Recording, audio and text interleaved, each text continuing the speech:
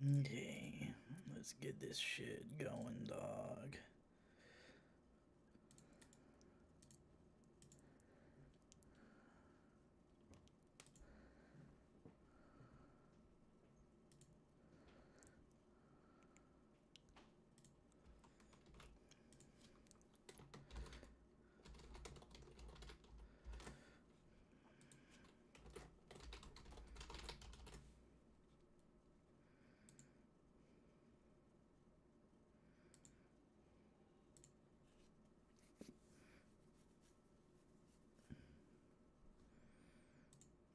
Is it working? Looks like it's not working. Edit. View on watch P. Oh, god damn it. Give me the fucking live version.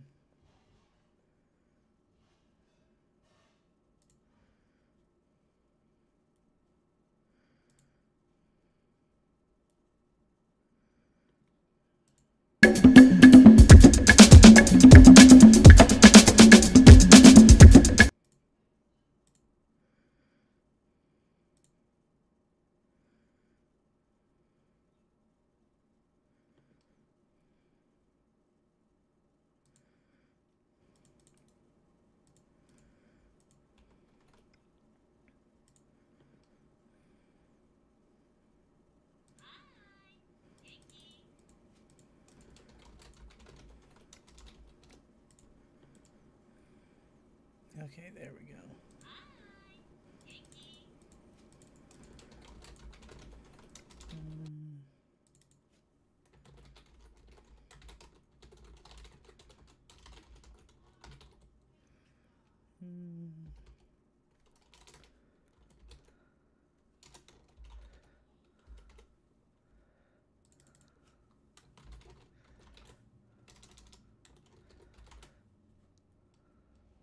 Okay, people are showing up. Sick.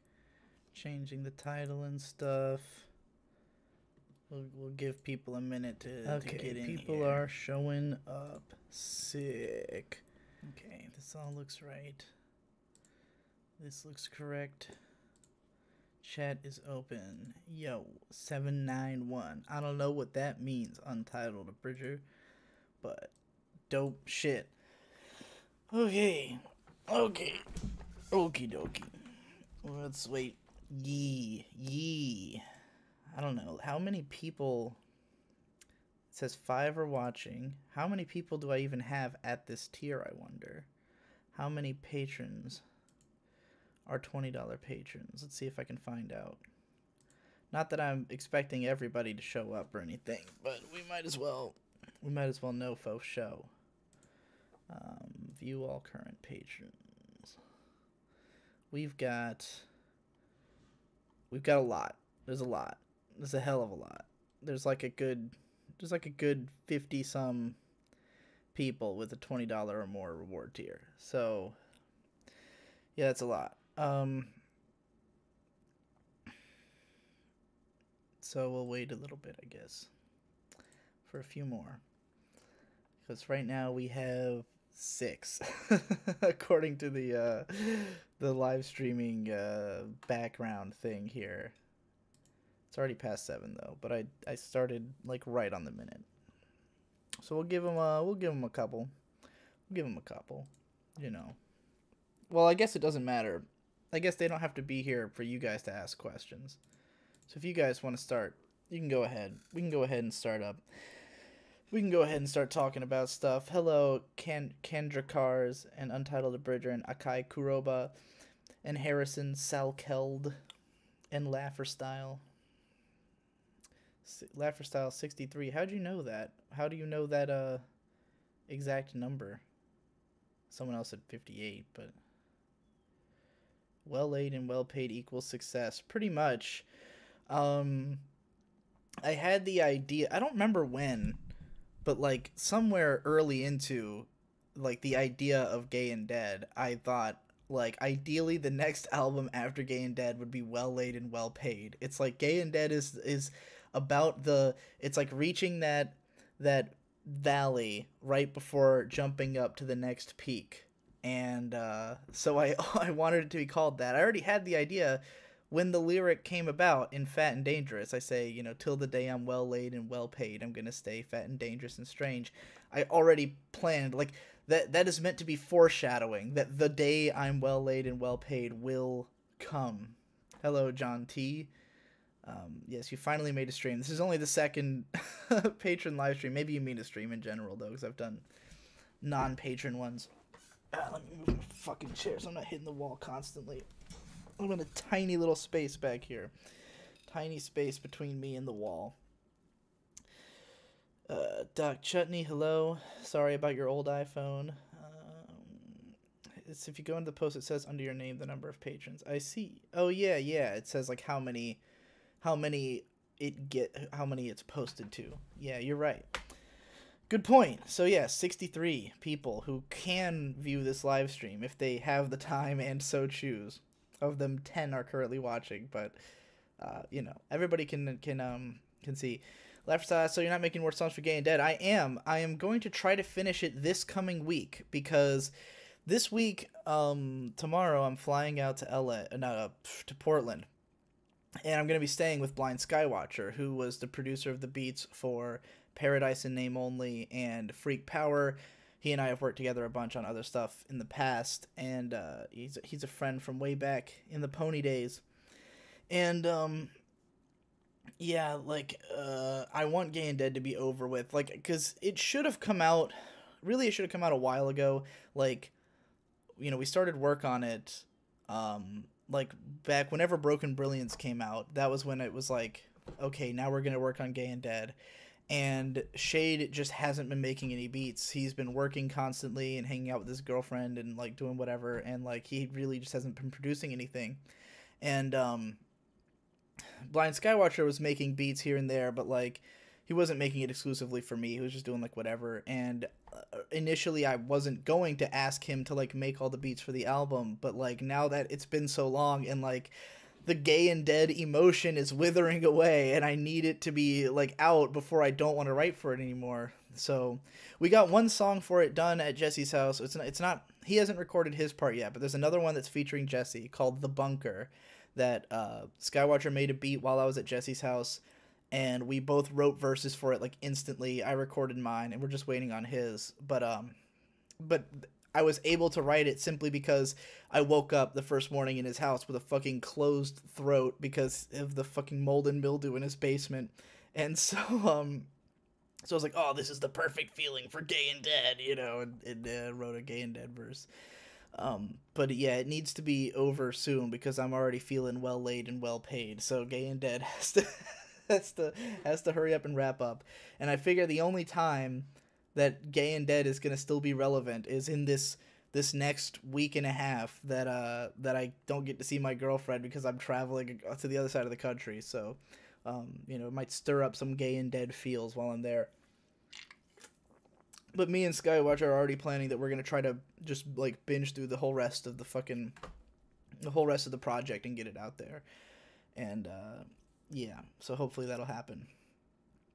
Your background is so nondescript. This is very unusual for you. Yeah, it's just a white wall because I'm in the same room where I did the last live stream. If you look around, there's my collection, which my mom completely like reorganized and like made beautiful while I was gone. And they put my bed up on top of like a stuff, and then the rest of the collection over there. My mom completely reorganized my collection while I was gone. And it was so funny because she's explaining it all to me, and I'm sitting there like that she did all this work on it. Like she worked for like days organizing this stuff, and I'm thinking I'm not planning to live here for very long. I'm planning to move soon. And my dad's like, "Yeah, I told her you're gonna do all this work," and he's gonna go, "Yeah, I'm moving to Rochester." And I was like, "Well, you're not wrong." So, but yeah, this is just where my desk is. There's just nothing on the wall because obviously I've been out of town, and I'm not exactly going to go set a bunch of stuff up if I'm not planning to be here for too much very longer. Pizza at door. Blind Skywatcher is ducking rad So I am super down for that. Fucking stupid autocorrect. Yeah, fuck autocorrect. Yeah, Blind Skywatcher is awesome. He's a great producer. He's been doing it forever. He's been a long time music guy. He's like outside of the procrastinators. He's the only person I like regularly talk to, like outside that chat online. I mean, um, he and I have very similar taste in music, especially in rap. So he's like my music buddy. You know, whenever a new album comes out that I'm excited about, that's who I go to is Blind Skywatcher, and we've done lots of weird random projects together over the years. I've done stuff for his Vortex of Crap label that him and a bunch of his friends just make what they call shitcore music, which is exactly what it is. It's mostly albums that'll be like 10 1 second long songs, and each one's just like, and that's it, or something, and just like hundreds of albums. It's fucking, it's ridiculous shit. Um, I can't believe you uploaded a podcast right before the live stream. Yeah, sorry about that. I have 2 days to get everything done. Like yesterday and today, because this past week I was with my girlfriend. I was kind of taking a vacation. I didn't have a good enough internet connection to like do any of the regular podcasts I do, like Insufferable Social Media and Arrow Manga. I couldn't do because the connection was too bad. Couldn't do live streams. Couldn't do anything. So, and I also haven't had time to work on either vlogs or main channel content. So like basically I had it in my head the whole time that I was in New York. Oh, I'll get all of it done in the days that I'm at home before I fly out to Portland. Because for some reason in my head I had 4 days. I was like, oh, I'll have 4 days to work on stuff. And then I realized at the last minute, oh, I have 2 days. I have 2 days at home to do everything. So all I've been doing since yesterday is just like crunching out everything that has to get done. So, you know, the podcasts, I recorded Insufferable Social Media Argument will probably come out like tomorrow or something. Arrow Manga had to come out. I had to get some vlogs out. I had to get some stuff, fucking finish this podcast and do this fucking live stream. So like, it was just everything had to be done in the same day. And then I'm going to spend the rest of tonight writing stuff for the main channel that I can give to Devu, because I have not given him anything so far this month. Yeah, gotta save the podcast for work. It's a good idea. Back with food. Can't see what I'm writing because of how little screen space there is. What do you mean? Oh, you mean because you're on your phone. I thought you meant in the stream for a second. I was like, oh shit. Am I excited about Anime Expo? I'm fairly excited, yeah. I mean, I have no idea what to expect. I haven't really been keeping up with anime much for the last month, and really the last 2 months, because I've been so worried about this other stuff I'm doing. I haven't really been in like the otaku mindset. I haven't been consuming much. So, and I haven't looked into like what guests are going to be there. I haven't looked at the schedule. I don't know anything that's happening at Anime Expo. I don't know what my panel's going to be, because I asked, like, do you guys want this to be a panel, like, do you want me to do a panel about myself, or do you want me to do it about a topic? And they said, we'll ask, like, whoever I was in contact with was like, oh, I'll ask the panel development people, and they never got back to me. And, like, they've got me in the guidebook, they got a time for my panel, but it's just a description of me. So I'm guessing they just want me to have a panel about me, about, like, my work, in which case I don't need to prepare at all. I can just fucking go up there and explain myself. But, like, you know, I thought maybe I'd do a panel about, like, Imaishi or something. Kind of late to plan for it now, but hopefully it'll go well. I really don't know what to expect. Grab that Shinobu Daki and just hug it during the stream for reasons. I don't even know where it is. It's over there somewhere. I don't want to get up because I'm kind of locked into this fucking table. The on-screen keyboard covers the text. Oh, I see. You used to have a background of cute girls in a spaceship. Where did you get that?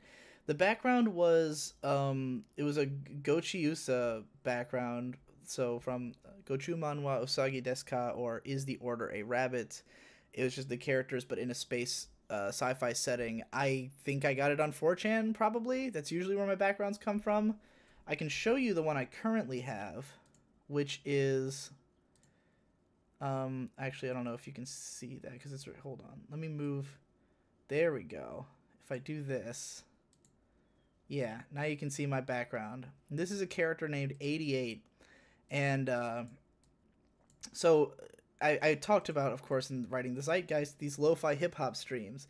One of the streams is this picture of a girl who's just like sitting there playing video games in a spaceship, and it's like just an animation of her playing games. And it's super fucking cool, and I thought she was such a sick character design, and I loved that picture, and so I always listen to that specific lo-fi hip-hop live stream just because I like that picture so much. So that's the one I would always put on. And then I went to go like look it up, like to see if I could find the picture by itself and see if there's like more from the same artist. And it turns out that he's got a bunch of pictures of that character, just this girl called 88 because it says 88 on her shirt, and she's just like playing video games in outer space, and that's her thing. And so I just saved one that I thought would make the best desktop background. And I like desktop backgrounds that are dark and like have space and shit, just because they're not distracting to have in the background. Is Mumkey streaming now? Oh god, fuck me. Is he? Is Mumkey streaming at the same time as me? Hold on, let me go check. Don't look at those contact names. Not that it matters, but logging into my other accounts. He is currently live streaming. Well, mine's more important. He's just reading super chats, so you guys would have to pay him to even read your chats anyways. I mean, you're paying me to read my chats, but in a less direct way. And he asked, what you use to podcast? I use Skype for a recent one, and it sort of blew. I use Discord. We used to use Skype. I hate Skype. It fucks up all the time, and it's like a huge load on your system. Like, it takes up a lot of processing power, and just generally, I hate it. And I hate video chat. Like, we don't use that in our podcast anyways, but I hate that it even exists. And so, yeah, when Discord started becoming like a big deal, like early last year, I pretty much got everybody to jump ship and go on there. And I deleted Skype. Like, I don't use Skype at all anymore. I fucking hate it. So, which was a great way for me to burn away a lot of excess contacts, because on Skype I had like 400 contacts from all the way back in the Pony days, and like every time Skype would open on my computer, like, because it would automatically open when the computer starts up, the only messages I'd ever have are from people who got hacked. I'd only ever have hacked accounts messaging me. So I was like, Skype's fucking pointless. I'm deleting this shit.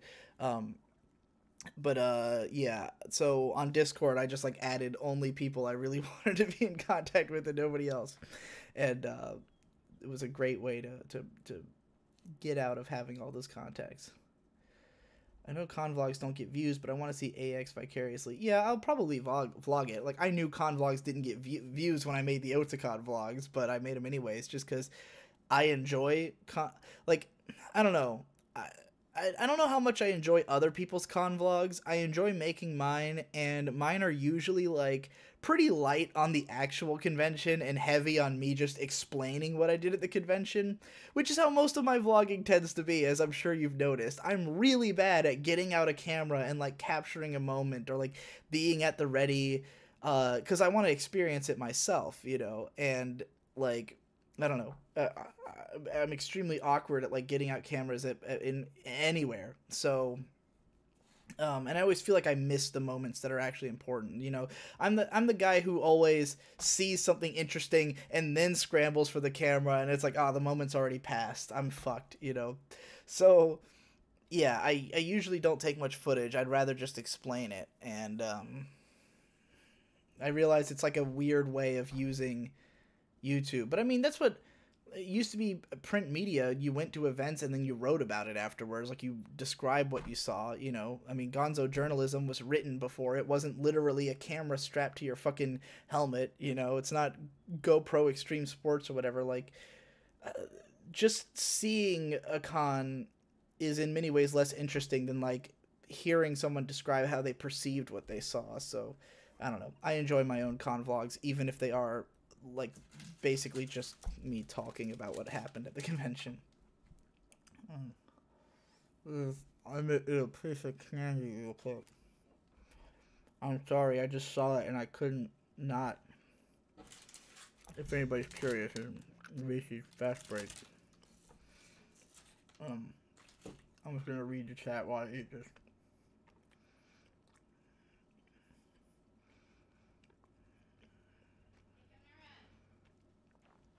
Yes? I'm live streaming right now. Okay. This is what living at home does. Why does this say unable to connect to chat? What is wrong with the... Oh, I'm on the wrong account. I switched accounts. Hold on.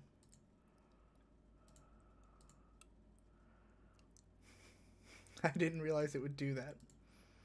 The live stream hasn't stopped, right? I'm still live. Okay. I am still live. I don't think I accidentally killed the stream. How do I reload this chat? Okay. Let's just close out of the thing and then open it back up. This is what you paid $20 a month for. Watching me eat a candy bar, talk to my mom, and accidentally fuck up my live stream. Bring the chat back. I thought it was like suspicious that the chat didn't seem to be moving anymore. Okay.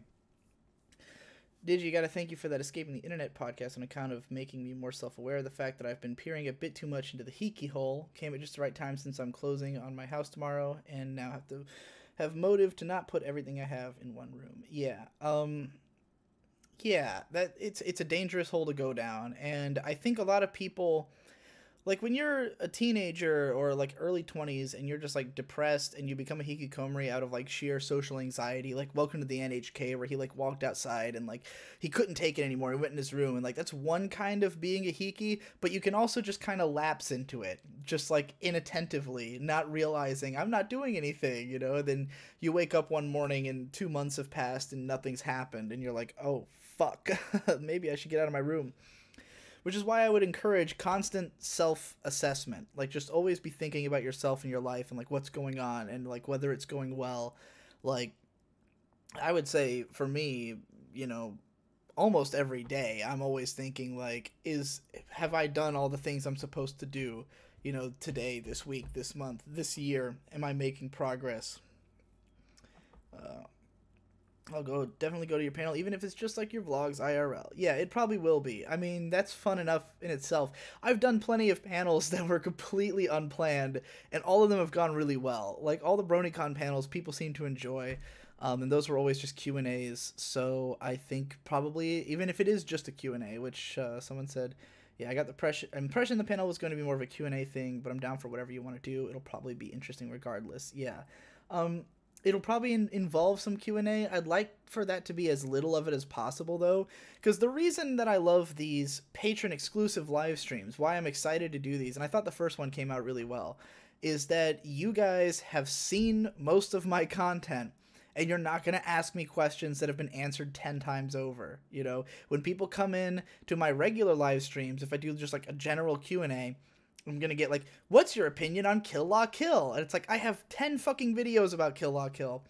You know, you guys know that stuff. So I get better questions, stuff I'm actually interested in answering, when I do it with patrons only. That was the theory, and that's also what happened when I did it last time. So that was cool. Okay. In one of your recent videos or podcasts, not sure which one, you talked about how your job was 24/7. I think it's fair to say most people who are creators work like that. Really depends. Like, if you look at YMS, he's always stated that he works an exact, like, 40-hour work week, and he schedules everything around that. Like, YMS being Your Movie Sucks. Like, the way he put it was, you know, like, I'm not gonna fucking overwork myself. It's a job. A job is a job. Like, because he would get a lot of people whenever his videos are like taking a long time to make, because he always takes like a fucking month to make a video, and people would look at his gaming channel and be like, oh, is your gaming channel cutting into the time? And he's like, no, I record my gaming channel on the weekends. I work my fucking YMS like a 9 to 5. It's you know, 8 hours a day. On weekdays, I have weekends off, and I take time for myself. And on the weekends, I do the Adam Plays videos. I don't edit them. I hand them to another guy.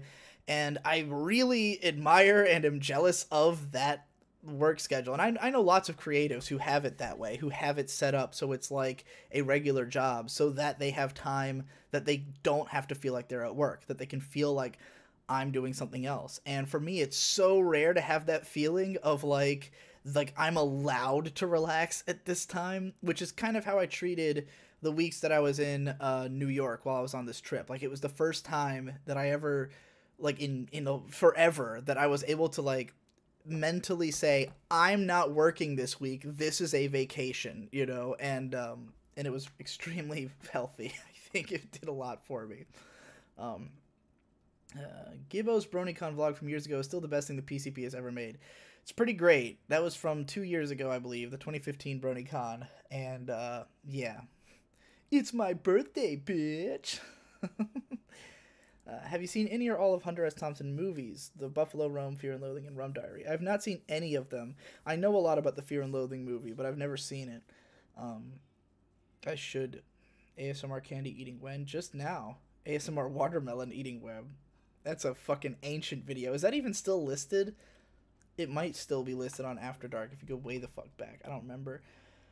Might be a stupid question, but do you know any people that have everything they need to create but aren't creating? Any thoughts or insight on people like that? I think if you're in that situation, you really need to look inside yourself and ask if you're like, if you actually want to do it. You know, like, I think that the number one sign of being a creator is that you're fucking making things. And if you're not making things, even if you think you want to, then you probably aren't really a creator. Like, and you need to like soul search about it. Like, I was one of the people that you're describing for most of my life, because I've had, for instance, when I was like 10, I think for my 10th birthday, I got a guitar, cause I idolized Linkin Park and rock music, and I wanted to be a guitarist. So my parents got me a guitar, and I never practiced it, never played it. I went to a couple of lessons, and I didn't really get it. Like, I struggled to understand how it works. I thought it made my fingers hurt. I hated practicing it. It just didn't sound like what I wanted it to sound like. And I hated that I was missing Yu-Gi-Oh! For guitar practice. So I just never fucking played the damn thing. And later on, my parents also bought a bass guitar and a drum set for Victor and Shade. Like, we had all the materials. We could be a band anytime we wanted. And there was a time I practiced bass a little bit for like a week. You know, I've played a little bit of drums. Shade later got an electronic drum kit, because Shade actually was kind of serious about trying to learn the drums. And that was right before he discovered FL Studio and completely blew off the entire idea of like physical instruments to become a digital audio producer. But yeah, like, we had all the instruments right there, and we just didn't use them. And it's because, you know, at some point I realized I don't want to play guitar. Like, as much as I would love to be someone who could play guitar, I hate playing guitar. I hate learning guitar. I don't want to play guitar. And I wrote a song about it called I Can't Play Guitar. Needless to say, I don't play guitar in that song. But yeah, like, I think that's an important realization to have. And, you know, I bought a drawing tablet late last year. Have barely used it at all. And, like, I didn't expect to use it that much. I figured if I do end up learning to draw, it'll probably be further down the line. But, like, I don't know. It's not a priority for me. Like, I would know if I wanted to be an artist because I'd be trying. I'd be trying every day. And there's lots of things in life that I wanted to be. But when I recognized, hey, I'm not doing the thing, you know, like being a filmmaker, we had a professional camera. My dad got us, like 2008. He went all out and bought like this really nice camera, and we barely used it. And I've felt terrible ever since. But, like, you know, regardless of having the equipment, if you're not doing it, you're not doing it. I was off sixth form for like 6 days, and I thought I was going to lose it. Can't spend weeks alone. Yeah, being alone. I can barely understand that sentence, but being alone does suck. Now I'm tempted to ask, what's your opinion on Kill la Kill? It's good. Prolific over perfect is the best advice I've ever heard. Just wanted to say thanks for that. I'm glad you think so. There's some people who strongly disagree with it. There's this one fucking asshole named Mr. Cynical who just, like, badgers me on every fucking, like, he leaves comments on, like, all my videos to disagree with them. Whenever I get someone like that, I'm like, why do you even watch my stuff? But he has been, like, adamantly like, no, but you have to be perfect. And I'm just like, You don't get it. You just don't get it. Because the point is that you will get better by being prolific, by continuing to do it. You will eventually reach. So if you try to be perfect from the start, you don't know how. And then if you are prolific, you eventually just will know how to make better things. Anyway, I made the point in the video, I'm sure. I'm sure you guys understood. Is there still an AMV scene on YouTube? I got inspired to make one for Monogatari with MCR's Vampire Money, but not sure where it would be best to post it. Definitely not on YouTube because it'll get copyright flagged immediately, both the song and footage. I don't know if there's an AMV scene anywhere. You could probably get away with posting it on VidMe or like Dailymotion or something, but like, you know, it's hard. It's hard to make stuff with copyrighted content these days. I haven't seen like an AMV in a long ass time. I've had a few that I wanted to make, and I would just fucking post them on Google Drive or VidMe if I made them. Like, I don't even care if they get views. I would just make it to make it. After that Plebe in the Weeb Excel World, after you specifically said not to watch the anime, I immediately binged it that weekend. Good times, I wanted to die. Gotta fix the anime through magic abridging. Oh, yeah, I guess if you're gonna abridge it, that's fine. I'm surprised there's not already a Excel World abridged, but I don't know why you torture yourself. Why didn't you do an April Fool's video this year? Because I was in Atlanta, and that's the only reason. I didn't realize it was coming until like the last minute. I had like a couple days, and if you look at what I released at that time, 2 videos came out the day before April Fool's because me and Defu were working down to the wire to get our last stuff out that month. So I just straight up didn't have time to work on an April Fool's video before leaving for Atlanta. So one did not manifest. It's very sad. I like doing them, but I just didn't have time. I can't do schedules. Most of my art is spur of the moment. Luckily, I have a lot of drive to draw 24/7. Yeah, like... I mean, same here. Most of my shit is spur of the moment. And I'd like to be a little bit more scheduled, a little bit more regimented, but like most of my stuff comes about just like once the idea is fully formulated, I create it. You know, but I'd like to more regiment the time I spend thinking about videos versus the time I spend not, because 24/7 thinking about content means you never like experience anything else. There is no moment of like getting away from work and going to enjoy something just for the sake of itself, which is something I got to do. Like I went to Niagara Falls a couple weeks ago, and like the thought of vlogging it never crossed my mind, like not once before or during. And it was only like a few hours later that I said to my girlfriend, like, you know, I didn't even think about work the whole time we were there. Like, wow, how is that possible? Like, anything else, anywhere else I went, I'd be thinking, like, how can I wring content out of this? How can I make this into a... Which I'm doing now. Now it's becoming content, now that I'm sitting here talking about it. So, there's no real escape, but... I've just recently got a guitar, and I'm rarely off it. That's good. Thank God. People who disagree with the anti-perfect are literally retarded. Yeah, I agree.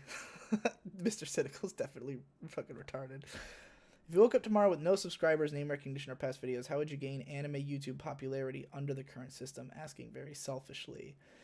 I mean, the thing is that, like, I don't know how would I lose all of that? Like, because you'd know it was me as soon as I came back. Like... I would just do what I did in the first place. Make cool videos and pump them out there and get people to talk about them.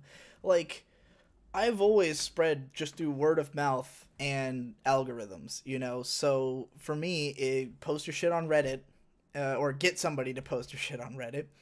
And if people like it, they'll share it.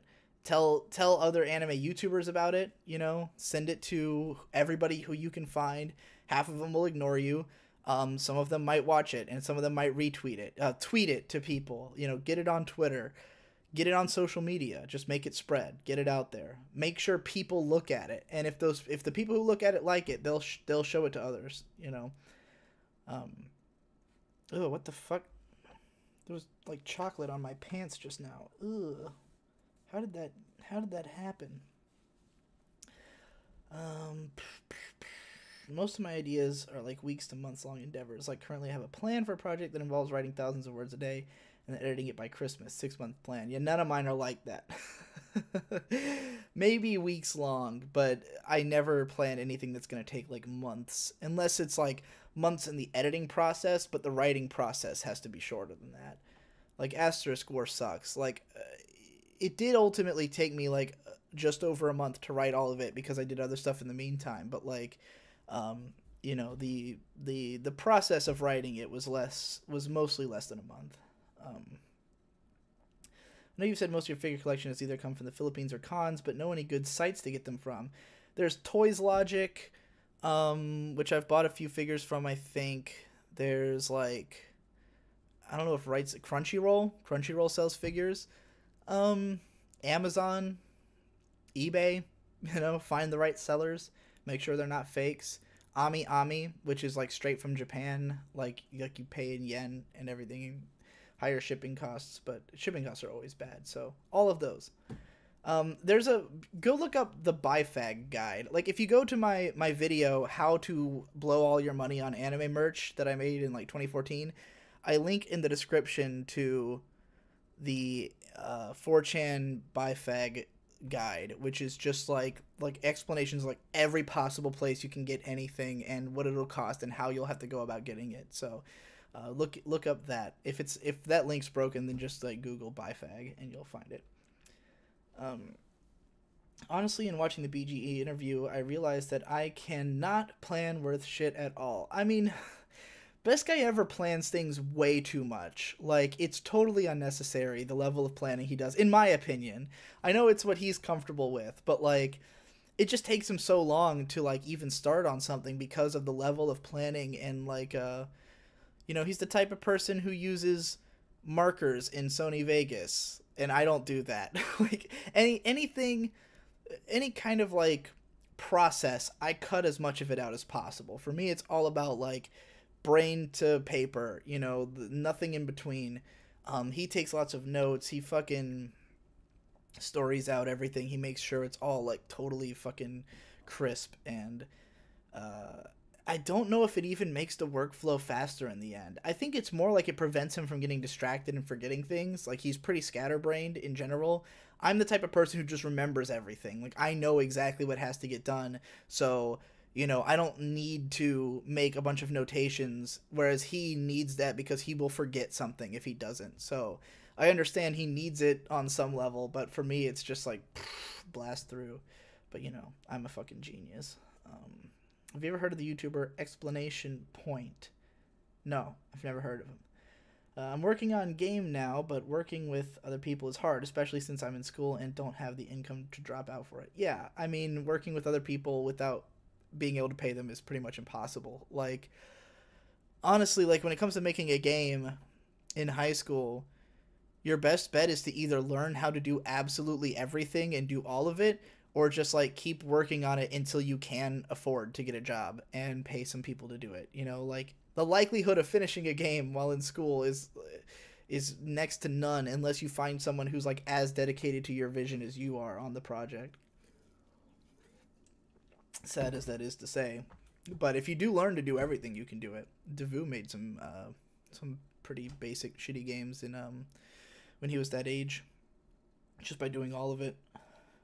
More Monogatari next season. Ooh, final season probably ending this year. Ellen diverted into side stories and epilogues. Yeah.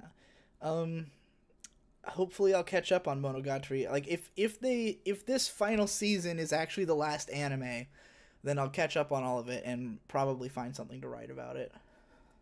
But I don't know if that'll be the case. Someone who's did a lot of driving up and down the East Coast for moving, Navy and all that. How is the actual driving part of it? Long hours behind the wheel are interesting times. Yeah, all of them were straight shots. I did every drive as just one fucking unbroken trip. I mean, you know, stop to pee here and there or like get something to eat. But otherwise, it was all just straight hauling ass from point A to point B. Usually the drives were 4 to 6 hours, with the drive from New York to Virginia and vice versa being like 10.5 hours. It was intense. I mean, all of them were pretty much equally intense. The amount of time really didn't matter. It's just that the first hour or so is like just like kind of getting comfortable and into a groove and being like, yeah, okay, I'm just out for a drive. And it's around like the 45-minute to an hour point where you get into this state of mind that's just like, oh God, I want this to be over. And you stay in that for the entire drive. But it's interesting the way, for me at least, that my brain continues to trick itself into just thinking like everything after the first hour is just a climax that goes on forever. It's like I always feel like I'm in the final stretch. Like the whole way feels like the final stretch. So just keep in that mindset of like, I'll be there soon. I'll be there soon. It's only 5 more hours. It's only 4 more hours. It's only 3 more hours, and then like drinking as much caffeine as humanly possible, blasting the radio as loud as humanly possible, singing as loud as possible, making sure I pick songs that I can sing over, because if I stop singing, I get more tired. I'm going to describe a bunch of this in the next Insufferable Social Media podcast, because I bring it in as my slow motion suicide as long drives. So look forward to that. What was my driving mixtape? Shuffle on my phone, 950 songs, of which I listened to all of them in the course of these drives. So that was pretty cool, getting to hear like everything on my phone. But yeah, I mean, it's a little bit of everything I listen to, a lot of certain bands, like a ton of Coheed and Cambria and the Deer Hunter and the Mars Volta and like Mindless Self-Indulgence, like just bands that I happen to have a ton of songs on my phone. Because sometimes there'll be an artist where I have like 2 songs, and then the next guy I've got like 25, and so I end up hearing that way more. So yeah, but I have a shitload of music on the phone.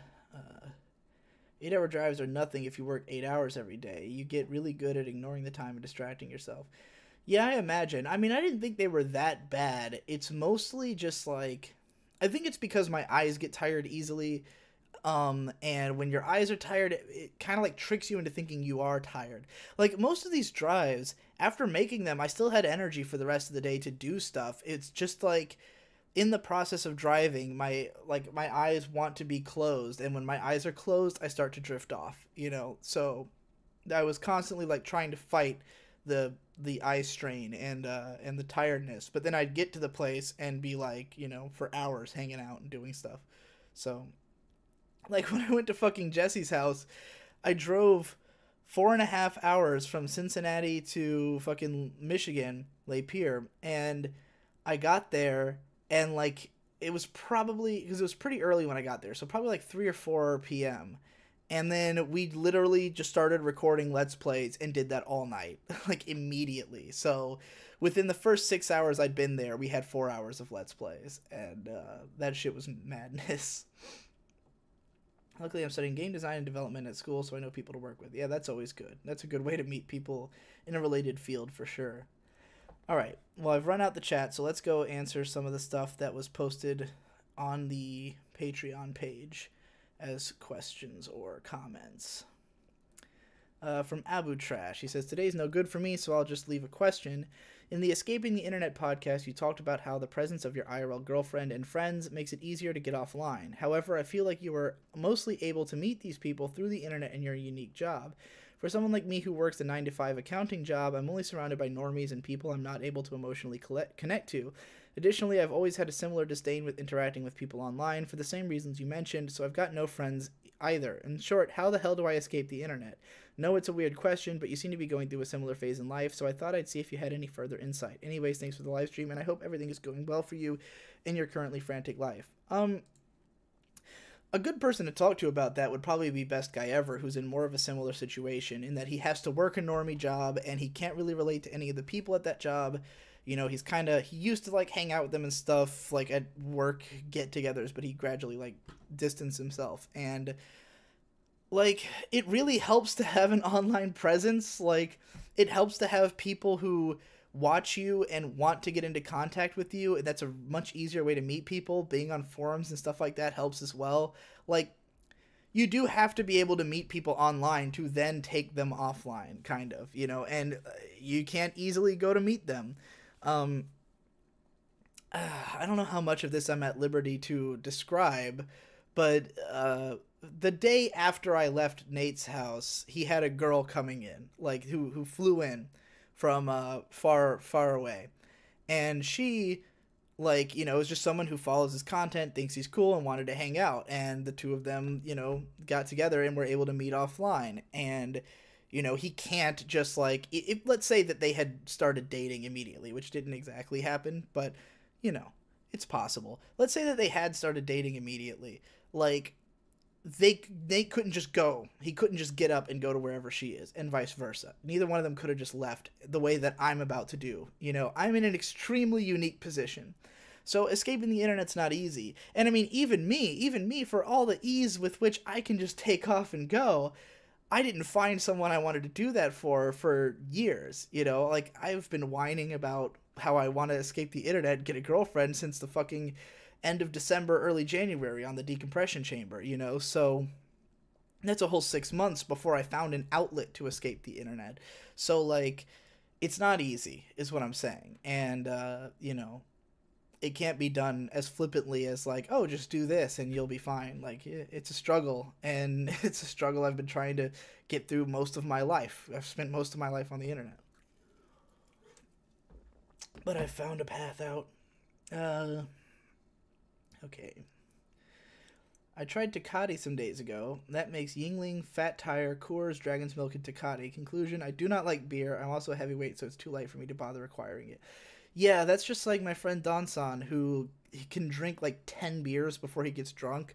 So, like, he won't drink at a party unless, like, someone there is going to try to outdo him, like, as a contest or something, because he can't get drunk unless he consumes a shitload of alcohol. Honestly, though, yeah, I'd recommend just drinking heavier alcohol. Like, don't even bother with beer. Or if you are going to drink beer, I mean, Dragon's Milk is pretty fucking strong, but it's also expensive. Three Philosophers can fuck you up. Most of the stronger beers are expensive, though. So, yeah, fuck it. Just down a fucking handle of vodka, and you'll probably be fine. I think it's good to have normie hobbies, too. I don't think anything that's a hobby can necessarily be considered normie. Unless you're talking about, like, football. I guess that counts as a hobby. I don't know. I don't know if there's, like, a meaningful difference between a normie and nerdy hobby.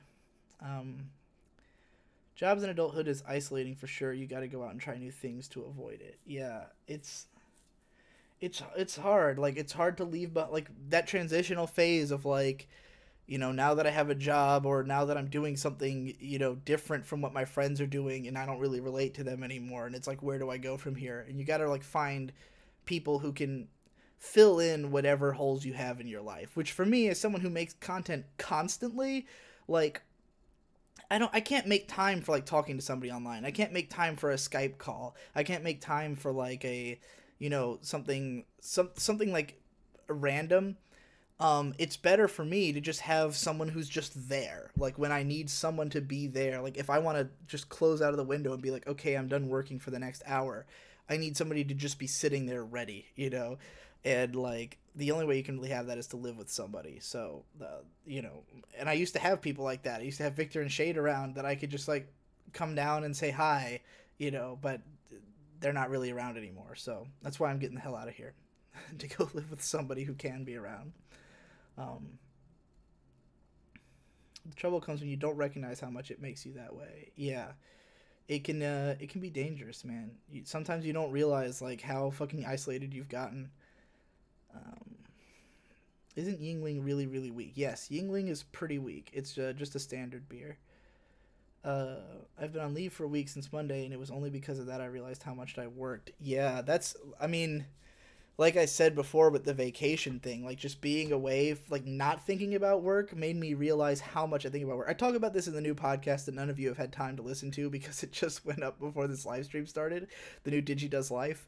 But, like, I had this realization, because Devu has been saying for a while that, like, the real hard part of my job is having to sit around and come up with ideas all the time.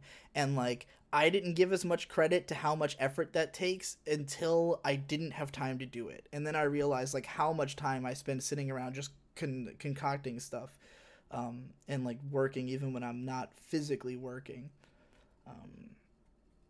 My alcohol of choice is, hey bartender, make me a fruity cocktail. Hey bartender, stronger. Yeah, I've done that.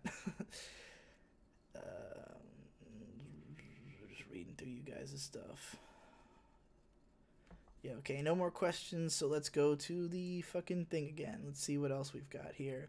Urishima says, I've been sending you some videos to watch over Twitter every now and then when I thought that it might be relevant to your interest. Has any of them been of interest to you? Honestly, I haven't, like, watched anything that anyone has sent me in the past month because I haven't had time. I haven't even been watching stuff I'm subscribed to. I haven't been consuming anything online, really, because I've been fucking busy. And, like, I don't really stockpile stuff that people send me. This is why I often tell people, like, if you really want to reach me, use Patreon, because that's the one place where, like, I feel bad if I don't respond or if I don't read it, so I will go and seek out the patron messages to make sure that I've checked them all. Because anywhere else, like, I might see a tweet and think it's interesting. Like, I might think, oh, I should watch that video later, but I won't. I'll forget about it because it's just going to sink down my Twitter timeline and I'll never see it again. Because I get literally like 1,000 mentions a day. So I don't, well, not like mentions and notifications. So I don't really keep up with like stuff that gets sent on Twitter.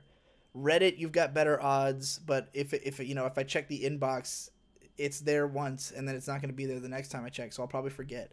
If you actually post it on the front page of my Reddit, I might remember. But, like, Patreon's the best way to be sure. Emails, it'll sync through the emails. So, I miss most of the things that anybody sends me just because I don't have time to go back through everything.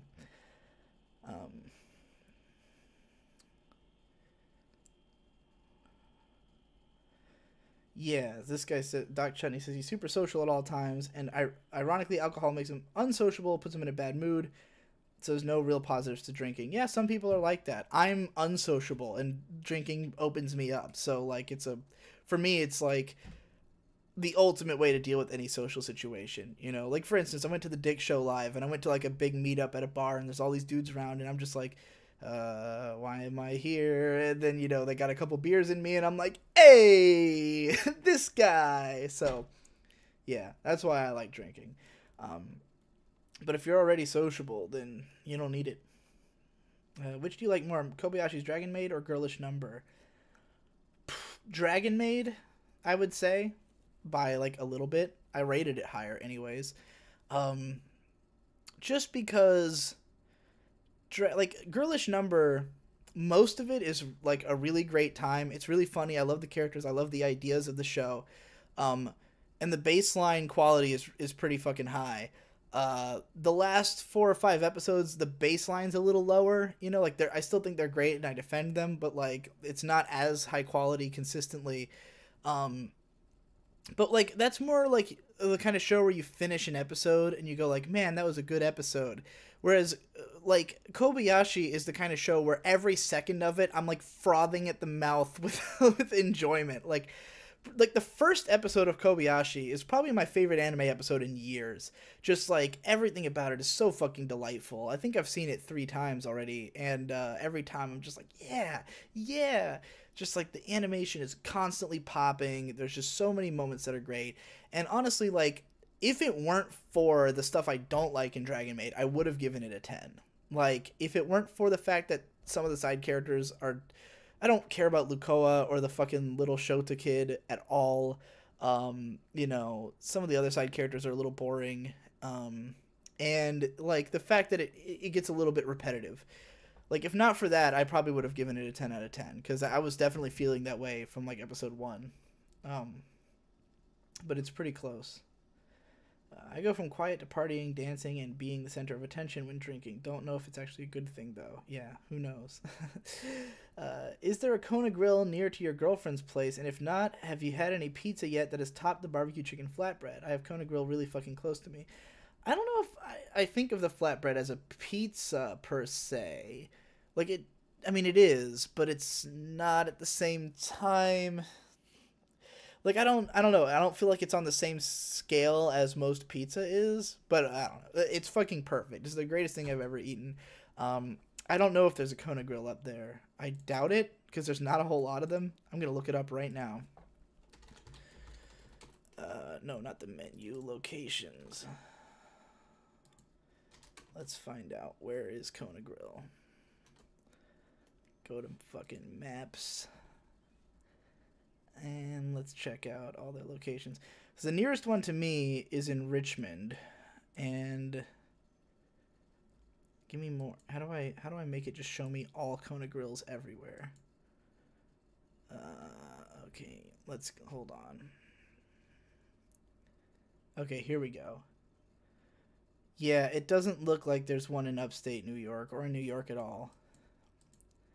There's a few that are in Texas and a few that are in like Virginia, like the upstate Virginia towns and Maryland and stuff. But it doesn't seem like, yeah, it doesn't go that far north. There's one in Michigan. There's a couple in Illinois. There's one in Cincinnati. I could have gone in fucking Cincinnati. That fucking shithole city has something good going for it. Cincinnati blows. Yeah, hopefully, I don't know. I'll be no closer than I am now. Have you seen Flip Flappers yet? I saw the first 4 episodes and I dropped it on Finish or Fail. Yeah, I wasn't that into it. If you want somebody to make a cool Flip Flappers analysis video, Seiko Cat did one. She's like a new up and coming anime analyst YouTuber who's better than all the other new up and coming analyst anime YouTubers. So check her out. Light now. Another real question: Gurren Lagann episode 1 or Dragon Maid episode 1?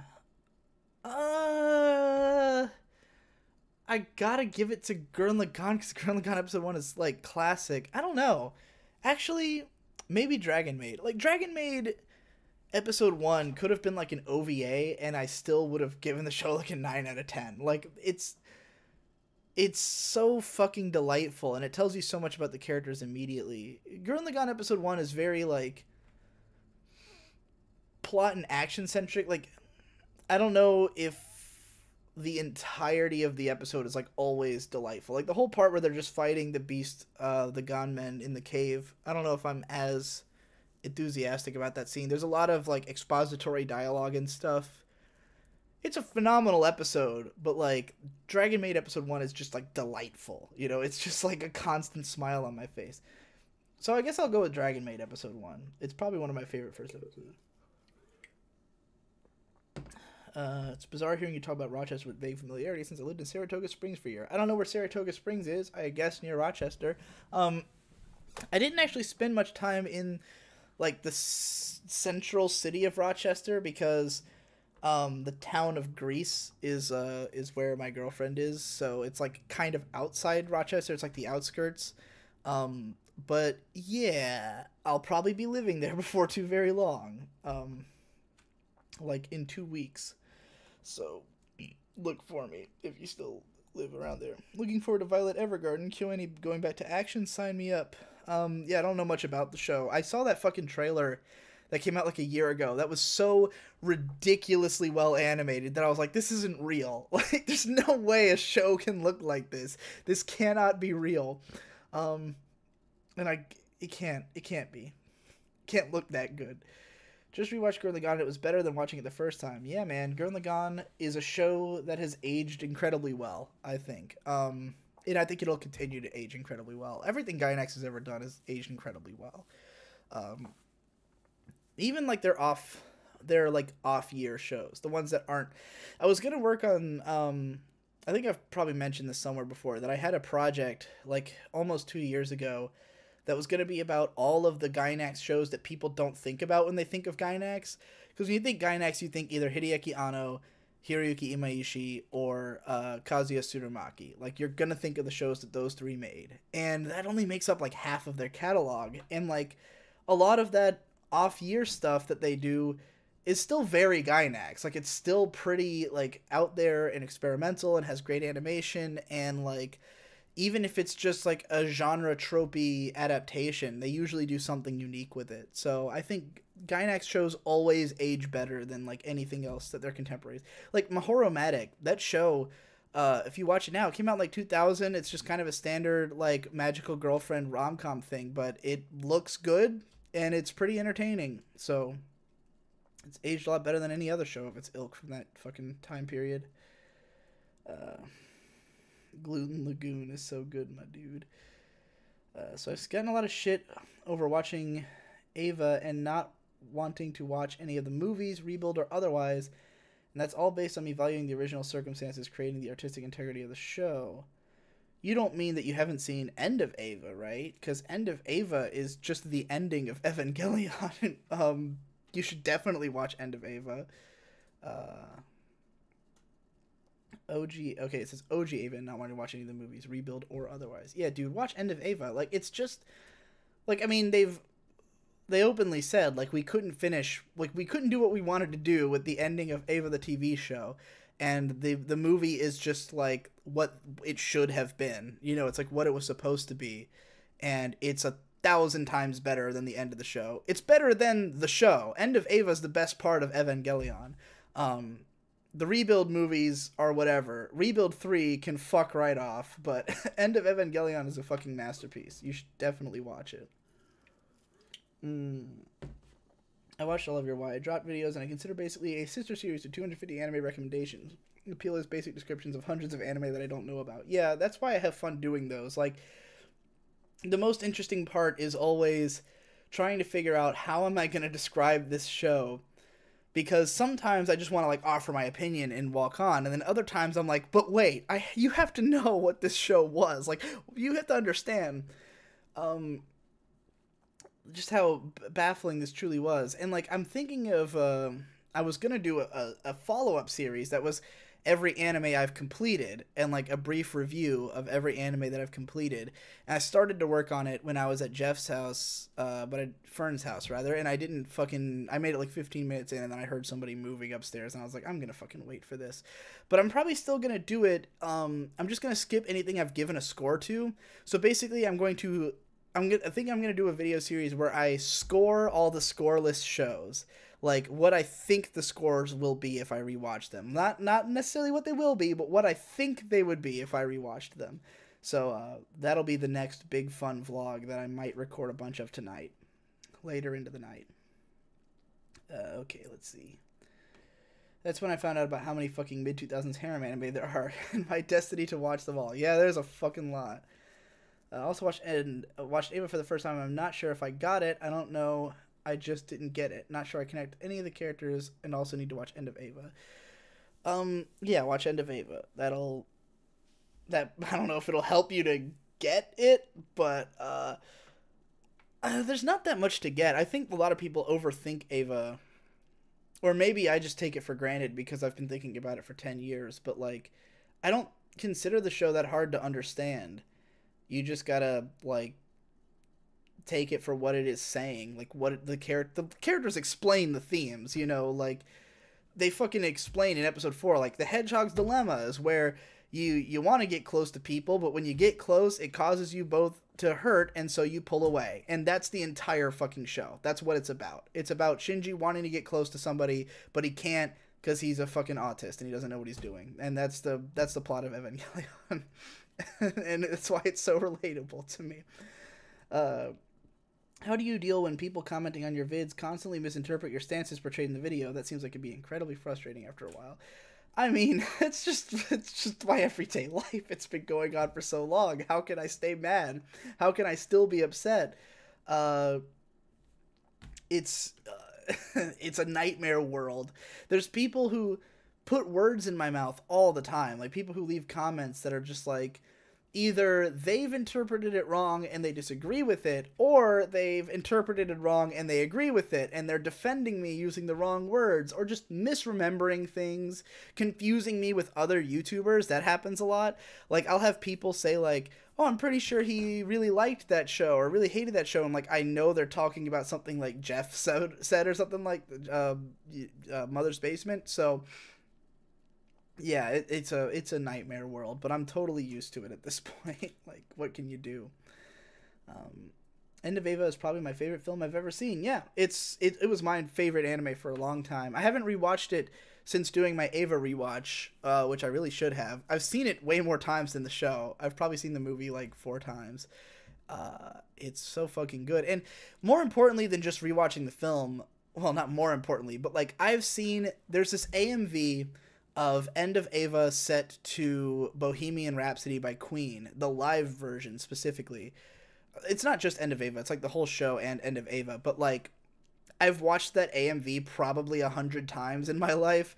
So like a lot of the imagery of Evangelion and especially of End of Ava is just like completely deeply scarred into my mind. Like I know like every fucking frame of that movie just from AMVs. I mean, the number of times I've watched the Asuka versus the Angels fight, like probably 1,000 times, like a literal 1,000 times, because it's been used in so many AMVs. And it's in, you know, every Sakuga compilation that deals with Mitsuo Iso, and like I've made Sakuga compilation AMVs with it when I did the, you know, anime directors as animators video. So, yeah, I've seen that fight a fucking literal 1,000 times. Actually, from your dropped anime, I watched Nemo Scene, and I consider it 10 out of 10. You dropped it like 2 episodes in. It starts in the 90s, but it goes into the future. It's cyberpunk. You have to. Yeah, I always meant to finish it. It's just one of those shows that, like, I dropped because enough time passed and I figured I'd never get around to it. And a lot of people criticized the later episodes. Like, I remember thinking episode 1 was fucking insanely awesome, and then 2 and 3 I wasn't as into. And I remember that I think what I was afraid of was that it was going to turn out to not be as gay as I thought it was. Because the main character girl is, you know, gay with this pink-haired girl, but then there's like, I don't know, like a weird like biological thing where she like wants to fuck one of the male versions of their species, and I wasn't okay with it. It pissed me off. And then like that's another one where with a lot of the OVAs I've dropped, it's because they took so fucking long to come out, because Nemo Scene was like 6 months between each episode or some shit like that, or at least a couple months, and I think it was slow to sub. So, you know, I watched like the first 3 as they came out, and then I just never caught up, and then everybody shat on the later episodes. So, you know, yes, go watch End of Ava, Stitch. You need to. It's so good. If you love Ava, you'll love End of Ava. No question. I remember you had a post where you were like, man, I watched like EOE like 3 times, and I think I get it now. Yeah, I I didn't completely understand that movie until the movie in particular. Like the show I got the first time, the movie I didn't get it entirely until the like second or third time I watched it, because like I thought it was cool as shit, but I didn't really get like what the message was, because so much of it is sexual imagery that I didn't catch on to the first time I watched it, because I was 14 and I didn't know anything about sex. And then like when I saw it a few years later and like realized that, oh, all these sperm are flying around this giant egg, I wonder what this means. Oh, all these angels are stabbing javelins into their vagina holes. Oh, I wonder what that means. And like everything just started clicking, and it's like, oh, it's a show about communication and sex. It's like the ultimate form of communication, and everything started slotting into place, and it it made more sense. Hopefully none of that was too spoilery. I don't think any of it is. Asuka versus the Ava series is what play on the inside of my eyelids 24/7, 365. Yeah, it's I believe it. Did you watch Koe no Katachi yet? No, not yet. I had downloaded it before I started my trip, and then I had to delete it for space. And I probably would have watched it with Jesse for The Plebe and the Weeb Season 3, because I was originally going to watch it for Season 2, but it wasn't fucking out in time. Like, it wasn't out on Blu-ray yet, so we didn't get the chance. But I think we'll probably watch it for Season 3 at some point, because unless I end up having like a lot to say about it that I want to do, because usually with anime movies I don't find myself having much to say, and I'll usually would prefer to like podcast about them or something and do something more general. Okay, let's go back to the fucking Patreon page where see there's more questions. Blyzen X says, I'm still neck deep in Final Fantasy XIV. I'll probably throw the stream on the background podcast style, but here's a partially done topic anyways. What are your thoughts on Ona holes, or perhaps sex toys in general? There are hundreds of them in the wild, so clearly there's a market for them. Never used an Ona hole. I haven't really used any Japanese sex toys, or like any on a personal level. I've used them in conjunction with others, but not extensively. So I don't know. I'll report back to you later. I know what a shibari rope is like now, as you may have seen in my unpacking videos.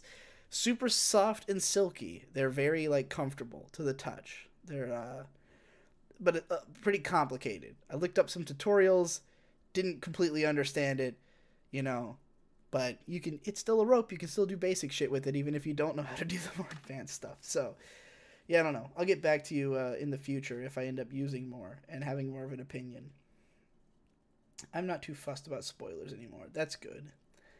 Is there a word for worst girl of all time? That's like nega waifu or something. Koei no Katachi almost made me invent this term, but they saved themselves by the end. I don't know. I don't know if there's a term. What is the backstory to the chicken and tea meme? It originates from the Food Wars video. My Japanese Animes Food Wars on the Endless Jess channel, My Japanese Animes. In the video, there's just a part where, because the concept of it is that he eats food along with the show and like reviews the food, and at one point he makes chicken and tea and just keeps going like chicken and tea, and like it becomes a gag throughout the video as it goes fucking off the rails, and everyone else in the PCP loved it and just says it all the time, so it became a meme amongst us. There's no bigger fans of PCP content than other members of the PCP. What are your thoughts on Mamoru Penguin Drum? I saw the first 8 episodes, and at the time I dropped it just because, I don't know, I think I was watching it weekly, and I just kind of like couldn't keep up with it. I just like wasn't sure what the hell was going on anymore, so I figured I'd wait until I heard like if the whole show was good. And then when it was actually done, there was like people were just like all over the place with their opinions. Like over time, it's come to be something that I hear mostly good things about. But at the time, everyone was just like, I don't know what I fucking watched. Did you do the pew thing? No, I forgot. I forgot again, goddammit. I was reminded at both Nate and Jesse's house. I'll tell you what. I don't know about the other one, and I won't specify who did it. But someone did it. Someone in the PCP has done it. And there was a signal. I told them to give me a signal through text if they had done it. And I got the signal. So I know at least one PCP member has done the pew. But it hasn't been me yet. I'm glad I knew what you meant just through the spelling of PYIA in all caps. And then 2 tongue emojis. Oh, jacking it does the work. I don't see the need for toys. I agree. Food Wars is a pretty great video. I totally forgot that's where chicken and tea came from, though. Yeah, it's that's the thing about fucking PCP memes and references is that they'll spiral out of control behind the scenes. You know, like sometimes people will ask like, "What's the origin of this meme?" And like, oftentimes it's from a video you've already seen. You just don't realize that it's like, sometimes it seems like it was already a meme before it popped up in that video. Like, it seems so likely that like chicken and tea would have been some kind of long running gag that then hit an apex in that video, but that was not the case. It's just from that video, and then we all kept saying it constantly, so it built and built and built. But like, you know, so oftentimes just whatever the first video it came up in, that's the origin of the meme. But then sometimes it's a completely offline thing that found its way into a video, you know, who knows? There's gonna be so many new memes when all these fucking blue glows start coming out with me and Jesse. Like, the whole time, we were just inventing like hundreds of catchphrases and crazy memes. The Jeff Foxworthy meme's gonna blow everybody's mind to shit. There's an ongoing thing we do through like half of all the Let's Plays of talking in a Jeff Foxworthy voice and saying, "Have you ever noticed that certain shows have a tendency to be more spoiled than others," or something, and like, just it'll make sense in context, but we did probably hours of that voice in these Let's Plays, and everyone's gonna love it. You're gonna love it when the time comes. Just wait for the Another World blue glow. We did a second blue glow of Another World, and that's where the madness truly begins. Oh god. It's gonna be good. Are you going to do a Lane character designs video, or did you already cover that in Aesthetic as Narrative? Yeah, I pretty much did cover that in Aesthetic as Narrative. I haven't had any more plans for the character design videos. I haven't thought about it. Like, I'm sure I could do more, but I haven't given it any thought. I haven't really thought about any of my, like, series, my big scare quotes, ongoing series. Like, I've been too busy starting up new ones. I've got the writing the Zeitgeist. I've got another one I'm planning to start writing for tonight. It's going to be like a really small series. And I'm also trying to like think of the successor to Old Ass Anime Cast, which is going to end on Sunday. So yeah, I haven't given much thought to my previous ongoing shows. I just got recommended the Girl Playing Games Lo-Fi Hip Hop stream. Yeah, that's my favorite one. Sounds like Mumkey's redneck joke. I don't know Mumkey's redneck joke well enough. It's probably just another Jeff Foxworthy impression. Like, Jeff Foxworthy's the one who did the, you know you're a redneck when... That's his bit. I fucking lost it when burst linking came up in the Excel World video after sitting on the behind the scenes video for months. Oh yeah, I guess it would have been in the behind the scenes video, wouldn't it? I don't even know what's in those. I didn't end up watching the whole things, and they're not even over. The last behind the scenes video isn't going to come out till after Plebe and the Weeb season 2 is done. So, look forward to that eventually. Because we don't want to spoil the ending.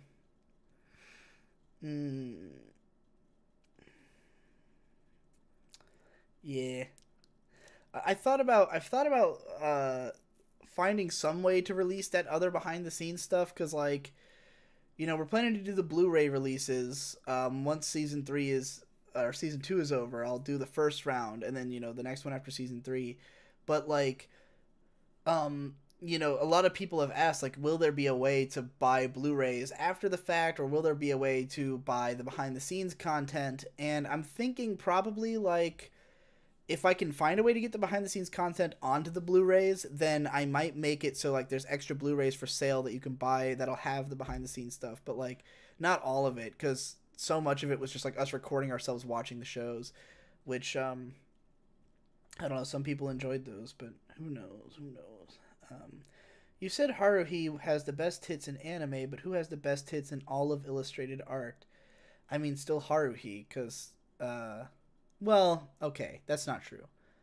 The girl from Chinpoko-sama, that's the thing about the reason I restricted that to anime is that if I opened it up to manga, then the possibilities are fucking endless, because there's so many amazing porn artists who have just mastered the art of drawing insanely hot girls. And if I had to pick the hottest girl I've ever seen in like porn manga, it would be the girl from Chinpoko-sama, which is about a story about a giant dick that a dick monster that like girls can summon to take their virginity, and then it fucking eats you.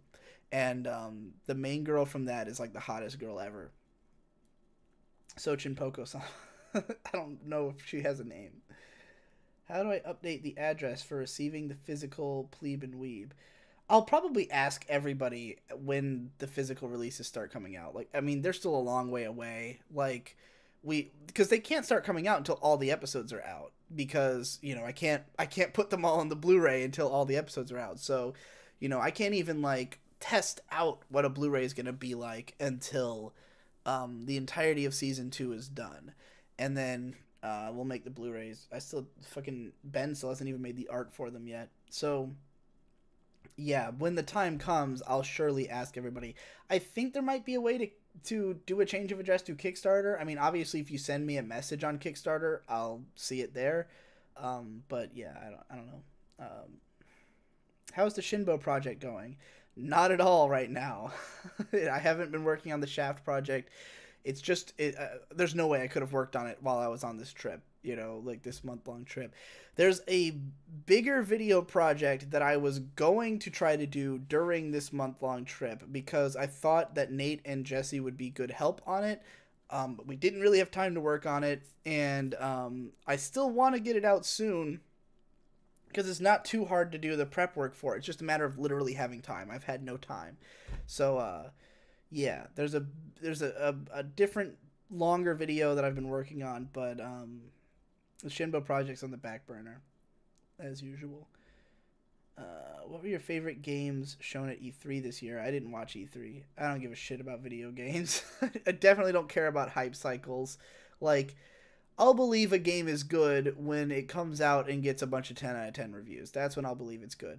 The last video game I played was, like aside from stuff I've done on Let's Plays, was, like, Doom, which was mid last year. Like, it's been a year since I've fucking played a full video game. So, like, there's like literally 10 games that have come out this year that everyone's been hyping that I haven't played Breath of the Wild, haven't played Nier Automata, you know, I haven't played fucking Final Fantasy 15 from last year, or yeah, 15, right?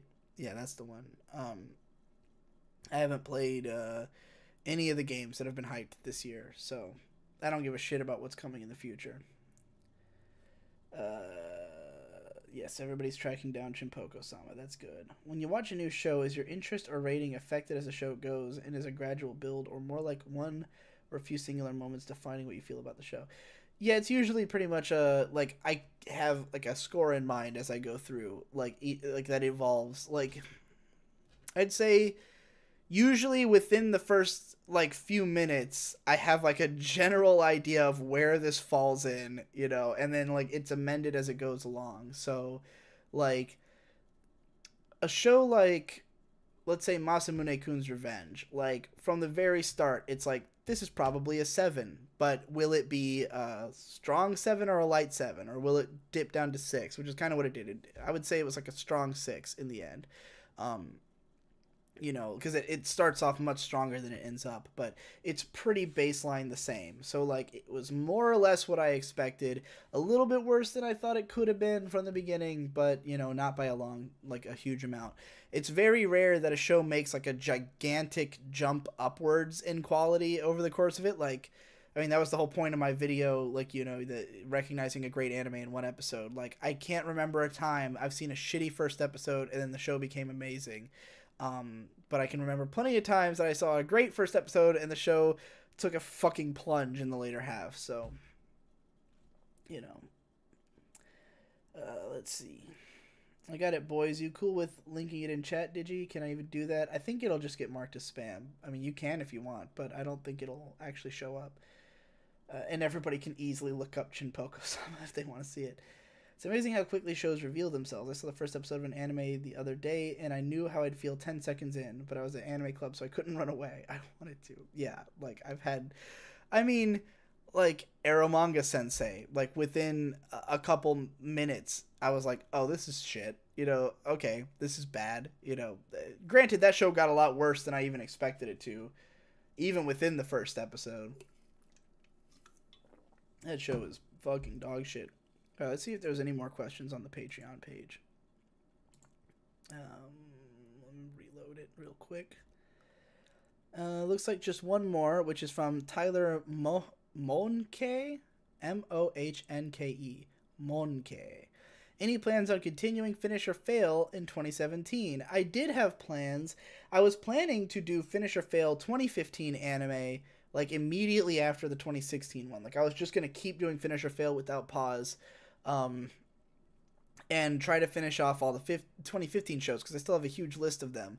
And I never did a best of list that year because I was so behind by the end of the year. And then I also was going to do one of winter 2017, but then, like, basically I got into this idea of, like, okay, let's just review, like, every show from winter and do, like, a video about it. And then I never ended up, like, doing the rest of the shows. Now fucking spring's almost over, and I haven't seen anything except for Eromanga Sensei, which, I mean, nothing in the spring season that I've, like, seen hints of has inspired any confidence in me that it'll be good. Like, the only show people have, like, really recommended to me is Sakura Quest, and even that, I haven't seen anybody, like, lavishing high praise on it, or hyping it up or anything, so, like, I have no idea if anything from the spring season is gonna, like, grab me. Winter season was really solid, though, so that's not, like, too big of a bother. Like, Dragon Maid was fucking incredible. Kimono Friends was great. You know, so it's already an okay year, just on the strength of that, and next season looks pretty okay. But, yeah, I don't know. I don't know if or when Finish or Fail will continue. If it does continue, it'll be after I've moved, you know, so sometime in July, if time permits, I'll get back to it. Um, I haven't even watched any anime with my girlfriend yet. We have like the same taste, and I haven't watched anything with her yet. So I'm looking forward to like maybe finish or failing some shows with her, um, when the time comes. Let's see here. What else is in here? There's a bunch more stuff.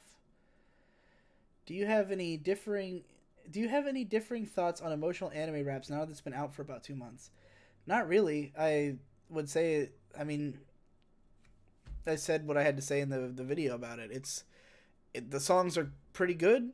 Some of them are pretty corny. The lyrics are kind of overwrought, and the production's not amazing on all the songs, but it's pretty good. It's a fun time. I haven't listened to it a whole lot. Like, I haven't listened to it enough to like memorize all the lyrics yet or anything. I was trying to like rap some of it to my girlfriend, and I was like, sorry, I don't actually know this song yet, because I have only practiced it enough to get through the recording. But yeah, okay. Decent questions are hard to come up with. Yeah, and I want to, okay, now is the time to talk about this, and there's not a ton of you in here, so I won't get a full picture of the opinion, but maybe that's a part of it anyways, that there's so few people here, which is simply that do we need 2 live streams in a month? Because the idea of doing 2 was that people who missed one would get to be in the other one, but it seems like not a lot of people are going to turn out for any of them anyways, and I think these come out really well, but I don't know if we have enough material to do 2 in a month every month. You know, like 2.5 hours is a lot of time, and you guys usually run through all your questions. Like 2.5 hours is generally what I plan them to be, but like it's really just until we run out of stuff to talk about is how long the live streams should be. And like I don't know if there's material for 2.5 hour live streams every fucking month. If I cut them down to 1 hour, that might work, but like there's something awkward about like just being like, okay guys, bye, you know, and like cutting it off there. I'd rather it just be like one live stream that just encapsulates all the questions that anybody has for that month. And you know, when I first was planning it, I didn't know that they would all be archivable, and now I know that, so that's good. And B, I hadn't thought about the fact that people could just submit questions beforehand, and now I've thought about that. So like, I mean, last month we only did 1 just because I didn't have time and availability. And this month I'll probably only do 1 because I don't have time and availability. So, like, if everybody thinks that 1 is enough, then I'll just probably reduce it to 1. Because, yeah, it is hard to come up with fucking decent questions, like, twice, for 2.5 hours. Decent questions are hard to come up with when you're still pretty sure you're not quite all the way awake. Yeah, that doesn't help either. Kato is pretty good, IMO. What was Kato? Was that a person? Was that somebody? Was that the person whose question I just read? That name sounds familiar. No? What's Kato? It's fair to say that the Era Manga podcast has stopped me from watching the show. Thank God. The show's terrible. Yo, you say Kagamine of Lucky Star isn't a lolly. Rather, it's implied in the ending bit. Tell me the truth, my nig. Who's the sexiest lolly in your opinion? Shinobu. Oshino Shinobu from Monogatari. That's why I used her extensively in that bit where I'm talking about how lollies aren't sexy. Because she's the most obvious character who people would say, why isn't she on the list, when I've like got a dakimakura of her and I talk about her all the time and I think she's like super fucking cute. Because yeah, I do think that like you can draw a lolly to be sexy. They're just not inherently. Like they're not like Haruhi is just always sexy. You look at her and she's just constantly hot. You know, you're never not thinking about how hot she is. Shinobu baseline, like in the movies, in Katanagatari, she's just adorable. You know, but when they put her in like the fucking Nisei Monogatari episode 4 bath scene, then it's like a totally different story. Or when you get Nadeko fucking writhing with snakes all over her or something, like, you know. So Shinobu is probably my choice for the sexiest lolly. I just thought bullshit. There's some good anime this season. Opened the chart, looked at the season, and went, "Oh wait, my anime club is behind. Never mind, this season is trash. I actually don't know how to differentiate between cute and sexy. Rather, I think sexy things are also cute. I'm a broken person. Well, I mean, I agree that they're all like both. Like, you know, Haruhi's also cute, and Shinobu can be sexy, but like, I would say it's just a matter of like what's the baseline appeal. Like Haruhi is appealing because she's hot, you know. Um, I don't think lollies are hot all the time. They can be drawn hot. And also that part of the video is a direct rewrite of Ghost Lightning's post, because that whole video is just a it's like a clone of a post that Ghost Lightning made for his 3-year anniversary, which was some hard thinking after 3 years of anime blogging. And at the end, he has a bit about Moe. And he says like, but Ghost Lightning, I thought you loved Moe. And then he says the exact same thing that I said, but I wrote it for lollies. And the only reason I changed it is because if I had written it about Moe, people would have said, some of those girls on your list are Moe girls. And I would go, okay, fair enough. So I just made it about lollies because it's more me. Which show has the best clothes designs? I've recently gotten super into cute anime outfits. I want to do a whole series about this. I've been planning it for fucking years, that I'm going to do the top 10 outfits in different shows, and I want it to be in the style of the Cardcaptor Sakura Kero-chan check endings. Incidentally, Cardcaptor Sakura is a really good bet for cutest clothes. Personally, I've always been a huge fan of the outfits in Lucky Star. All of the like casual daily life outfits, especially the ones Kagami wears, I'm a huge fan of. But yeah, Cardcaptor Sakura is also a really fucking good outfit show. Like, for if you haven't seen it and you don't know what I'm talking about with Kero-chan check, at the like each episode, rather than doing a magical girl transformation, Sakura always has a different like cute flowery outfit that her friend tailors for her. Her friend Tomoyo, who's totally gay for her. And at the end of the episode, after the credits, the little mascot character Kero will like examine the outfit and like point out what its best features are, and it's super fun. And every time I listen to your Arrow Manga podcast, good as it is, I'm reminded that my Discord social circle talks about it positively, and I just kind of die a little inside. Yeah, I don't know, man. It's hard for me. Like, for most shows, I can like understand why people like it. Like, with Sword Art Online, I can, like, easily get it. Or even Asterisk War, like, cute girls and swords. Like, yeah, I got it. Arrow Manga, that one I honestly struggle a bit with. Because, like, I guess the girls are cute, but, like, what? Like, there's nothing to this show. You could literally just go watch Ore no Imoto, and it's the exact same thing, but 1,000 times better. Why would you ever watch Arrow Manga Sensei? I don't understand. It's definitely pushed me to the edge on, like, that level of not getting it. Like, almost any popular show, I totally get it. Arrow Manga, I don't fucking get it. I don't get how anybody likes it. It's really fucking hard for me. So, yeah, it might have finally broken me. Okay. I'm down with live streams whenever. I don't really care about when they are or how long they are. That's cool. Fair points, I personally don't mind, although it is odd as a patron arguing in favor of less content, but one is enough. One's live stream's enough, one is good, one's fine. I live in Australia, the only reason I can watch this is because I'm on holiday, but I guess this is okay. Yeah, see, Australia was specifically what I was trying to take into account when I wanted to do two, because I was going to do one early in the morning, which might not even be doable for me in the future. Like, at the time that I planned all this, 4 a.m. was a reasonable live stream time.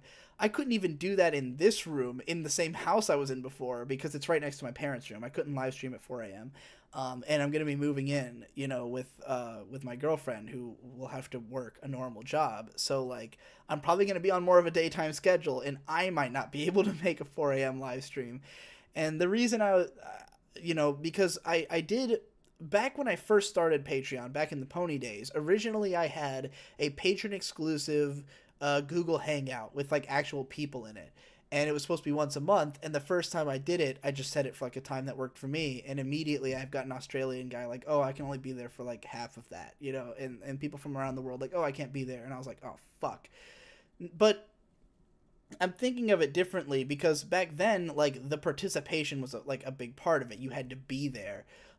With these, like, being there is fun, but the content still exists afterwards. Like, you still can watch this, and it can still be a good Q&A, and, like, you can submit your questions beforehand. So, like, while I understand that there's a more fulfilling aspect of seeing it live, you know, if you just want to get your questions answered, and you want to have, like, some form of an audience with me, the baseline experience isn't that different of typing it into the chat versus typing it into Patreon. So I don't think it's gonna be as painful for people to not be there as it would have been for the other thing, where like the point of it was the face-to-face conversation, which, by the way, was a terrible idea, and I canceled it immediately after just one time doing it. And yeah, and bear in mind, Untitled Bridger, you're not necessarily arguing in favor of less content, because if I'm not doing this for 2.5 hours, I'd be making something else. Like, I've got a page of stuff I need to do today. We've got the fucking 3 vlogs I've made today, the Digidoes anime, or no, Digidoes Life rather, the live stream, and then this other category of written content that all has to be done tonight, that I would be doing right now if I wasn't live streaming, and I will do as soon as the live stream's over. So, you're gonna get as much content, just in a different form. Which might be why you put less content in scare quotes in the first place.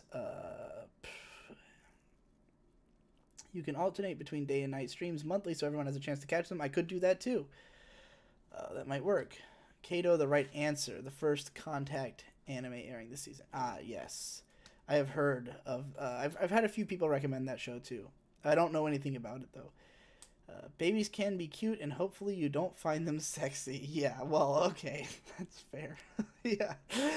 By the way, genius move getting Mumkey to be in the hottest girls vid. Yeah, because in the original Ghost Lightning post, then the part where it says, but Ghost Lightning, I thought you liked Moe, is like in bold and in the middle of the page. So like it's obviously supposed to be a foreign voice. And so I was just going to say it myself, like in the Mumkey commenter voice. And then I was like, why don't I just get Mumkey to use his Mumkey commenter voice? But Gigi, I thought you liked lowies.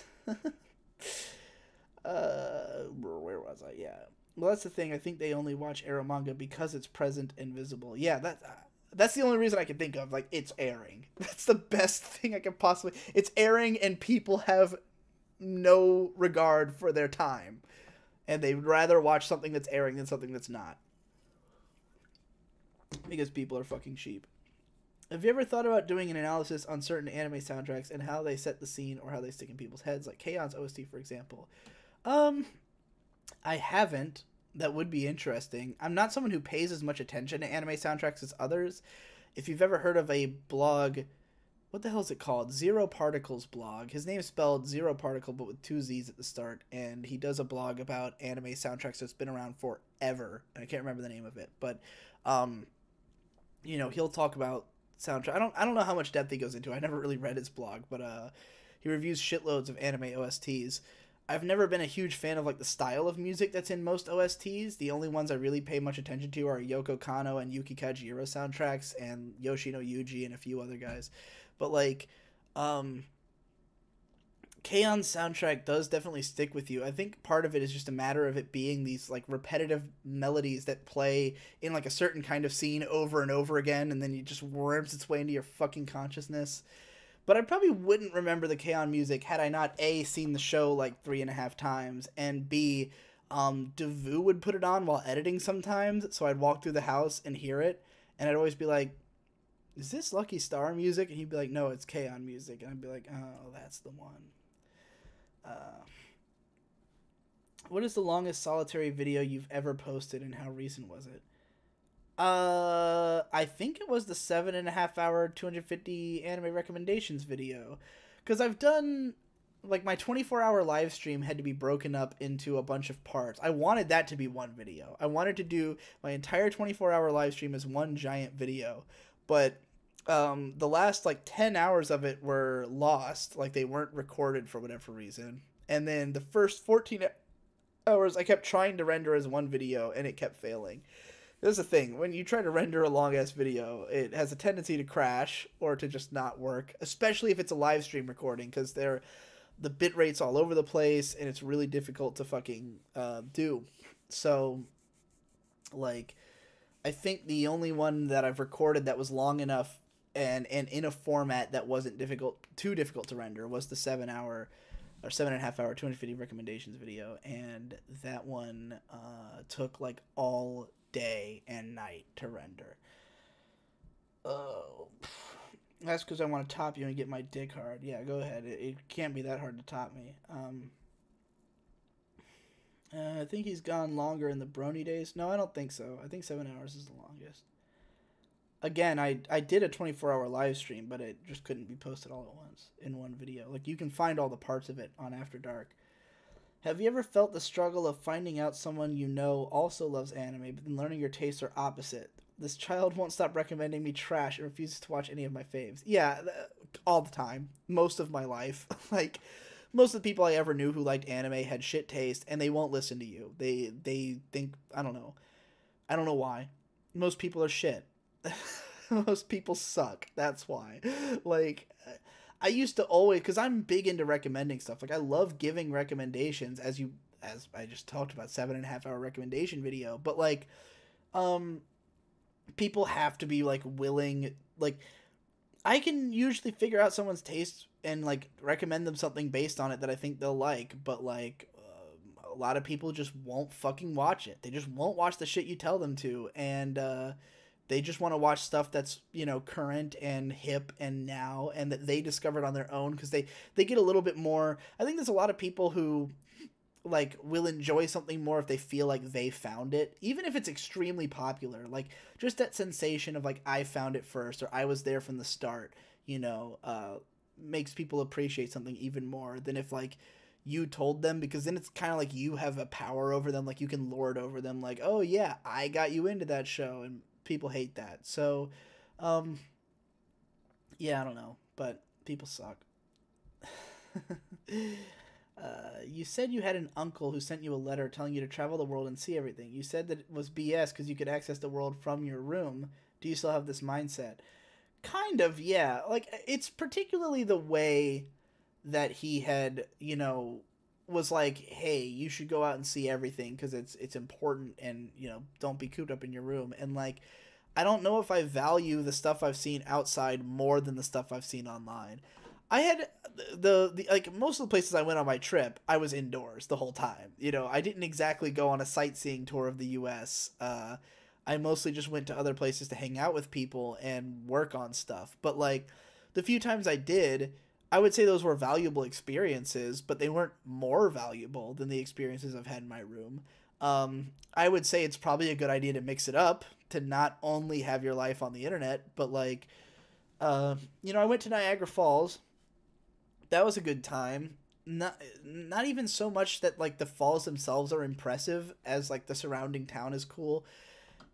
I don't know if I would have had fun if I went by myself. You know, I went with my girlfriend and we were there all day. So like, it was more about the adventure of like going with someone to do something, and like, you know, seeing all this cool stuff. So yeah, I would say traveling alone by bicycle, as he had wanted me to do around the U.S., I'm sure it would be a fun and enriching experience. Like, it wouldn't be bad, but like, I don't think it's necessarily better than being online, you know? Um, all the people who I know that like anime just haven't seen as much as me, so it's hard to talk to them because they all just watch stuff like Attack on Titan, SAO, etc. Yeah, that's most people, because that's mainstream, you know? Like, they're, and when we think anime fan, we think of like someone who's into anime, like this niche, but that's not. Like, anime is mainstream now. Attack on Titan and SAO are appreciated by people who don't give a fuck about anime, but it's still anime. So even if they love those shows, they can still say, I'm an anime fan, you know? But it's like saying, I'm a huge TV fan because I watch The Walking Dead or Breaking Bad. Like, literally everyone's seen them, and there's 1,000 other things on TV. But, like, you know, it's the same kind of thing. Or I'm a film fan and all I watch is Marvel movies, you know. Nah, I plan on releasing like 8 hours of abridging. It's going to kill me all effort. If the community I'm in won't acknowledge me, then I'll kidnap their eyes. Well, good luck. I don't know how you're going to get them to watch an 8-hour video.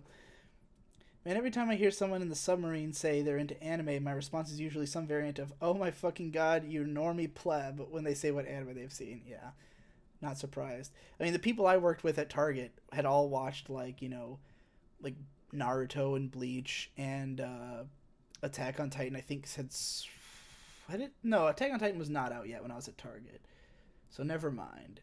But I know Legend of Korra was big at the time, and I know some of them were watching that and referring to it as anime. Seriously though, abridging now is like analysis back when everyone just made shitty reviews. It needs some experimentation. Why is this what I love? I am broken.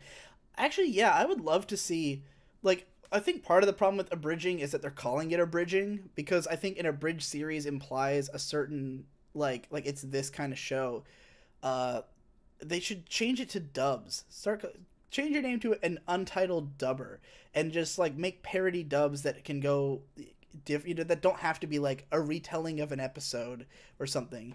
Like Brony Tales, which Endless just did, was his My Little Pony fan dub series, and like all the other My Little Pony abridged series were abridged series. They were either retelling an episode but making it goofy, or they were like transforming it into something else. Like Friendship is Witchcraft, which is a great show. It really builds this whole other universe of its own. Like Friendship is Witchcraft is like using MLP to create a different show, in a very like C-Lab-esque kind of way, or like a, you know, something Adult Swim would do with an old fucking Hanna-Barbera show.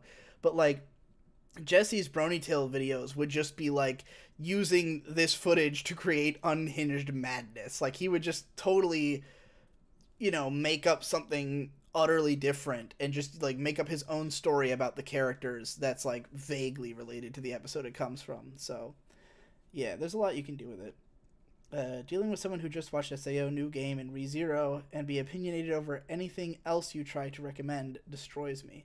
I'm bringing him to your panel, so please change his mind, Digi. I'll try. New Game is fine, though.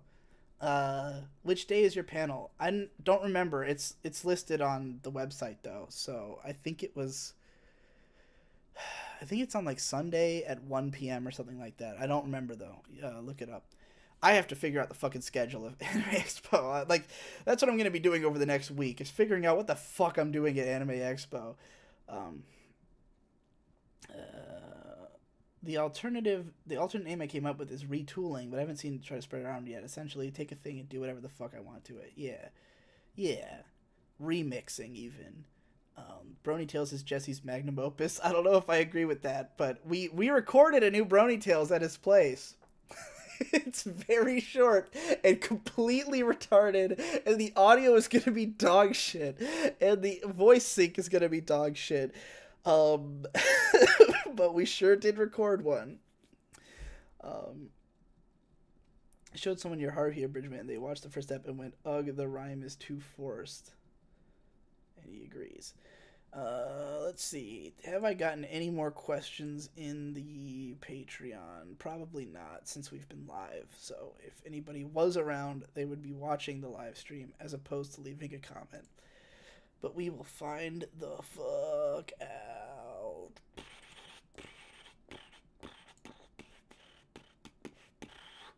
It's not fucking loading. Fucking load. Well, that's not loading. Oh, MLP, the good old days. Yeah. Have you seen the Speed Racer anime? I assume you mean the original TV show, and I have not. I never have seen any of the original TV show, unfortunately.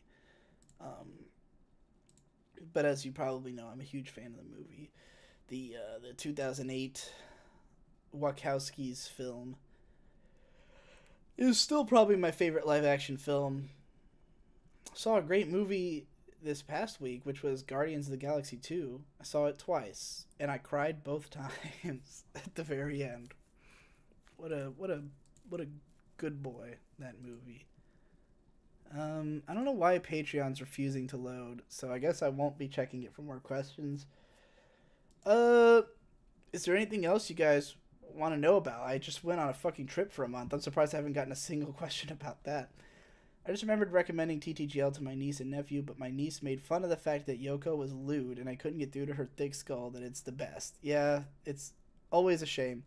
Livestream is jumping a little. I think my connection's probably not doing that well, because that might be why the Patreon wasn't loading. Let's check again. It seems to be... Okay, yeah, it's evened out. I think it was my internet. Because Patreon was not loading before, but now it is. So, oh, here we go.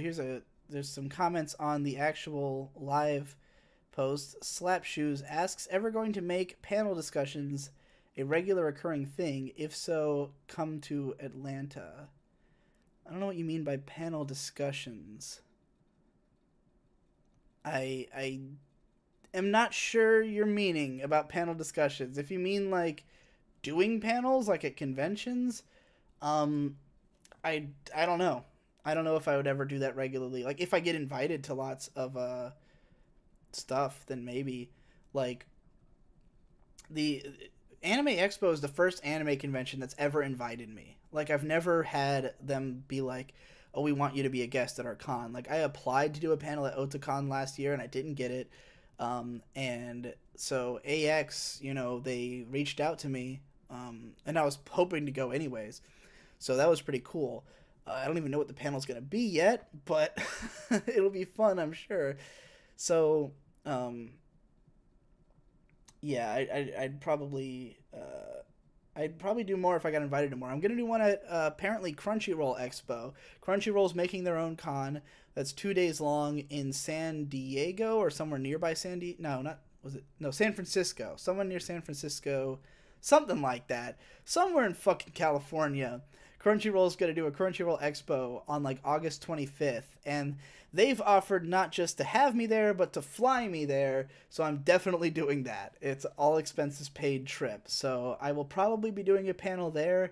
But yeah, like if cons keep inviting me, I'll keep going, is probably, you know, how it'll go. But I don't know if I'll do any, like, I'm not like a huge convention guy. Like usually I just go to Otakon every year, but because Otakon's been like on the decline and I could afford to go to AX this year, I figured I'd go there instead, because it's like, you know, if you're going to go to a convention, you might as well go to the really cool one. I think most of the point of conventions is like if you're not going there for the exclusive stuff, which is to see Japanese guests and like, you know, performances and stuff, then the only reason to go there is to hang out with people. And usually the people I go to cons with are people who are my friends IRL. Like I don't usually go to cons to meet people unless it's BronyCon, which I'm not going to anymore because it's a fucking Brony convention. But like, you know, even at AX, like I'm going with Best Guy Ever and Munchie are both going to be sharing a hotel with me. And Cider from the Pub Crawl is going to be at the place. So, you know, I'll hang out with them. And probably meet some fans and stuff like that. Because it seems like a lot of people who follow me are going to be at Anime Expo. So I'll probably spend a lot of time hanging out with fans, signing autographs or some shit. So yeah, that might happen. What am I looking at here? Is your niece a young child? I don't have a niece. Don't know what you're asking. Oh, you're responding to that person. Okay, never mind. Sorry. I was confused. I feel like asking about your trip is too personal. Doesn't feel right. I mean, a lot of the trip was, you know, hanging out with Jesse and Nate. So I don't think that's too personal. Yeah, what was it like sleeping? Were you in different time zones? No, all of the travel was in Eastern Standard. So I never once left EST. So that was fine. Sleeping at, like, the hotels was, you know, it's a hotel. It was fine. No problem sleeping there. Sleeping at Fern and Best Guy Ever both had like beds set up for me. Best Guy Ever's house is literally 1,000 fucking degrees at all times because he doesn't have AC and he has like one shitty fan and he doesn't care. It doesn't bother him that it's 90 degrees in his house. So it was a little harder to sleep at his place. Jesse's place was by far the hardest sleep though, because the first night I tried sleeping on the floor and my throat got closed by mold and mildew. Then the second couple of nights I slept on his couch, which is like a small couch that is not big enough for a person to sleep on, and my back started to hurt. Then the third night I slept on his sister's bed while she wasn't at home, and that was okay, I guess, but it was like really hot. And the last night I slept on like the couch in the living room of the house. So like every night was a different sleeping situation, none of them great, but that's how the sleep was. I don't know if you actually were that interested.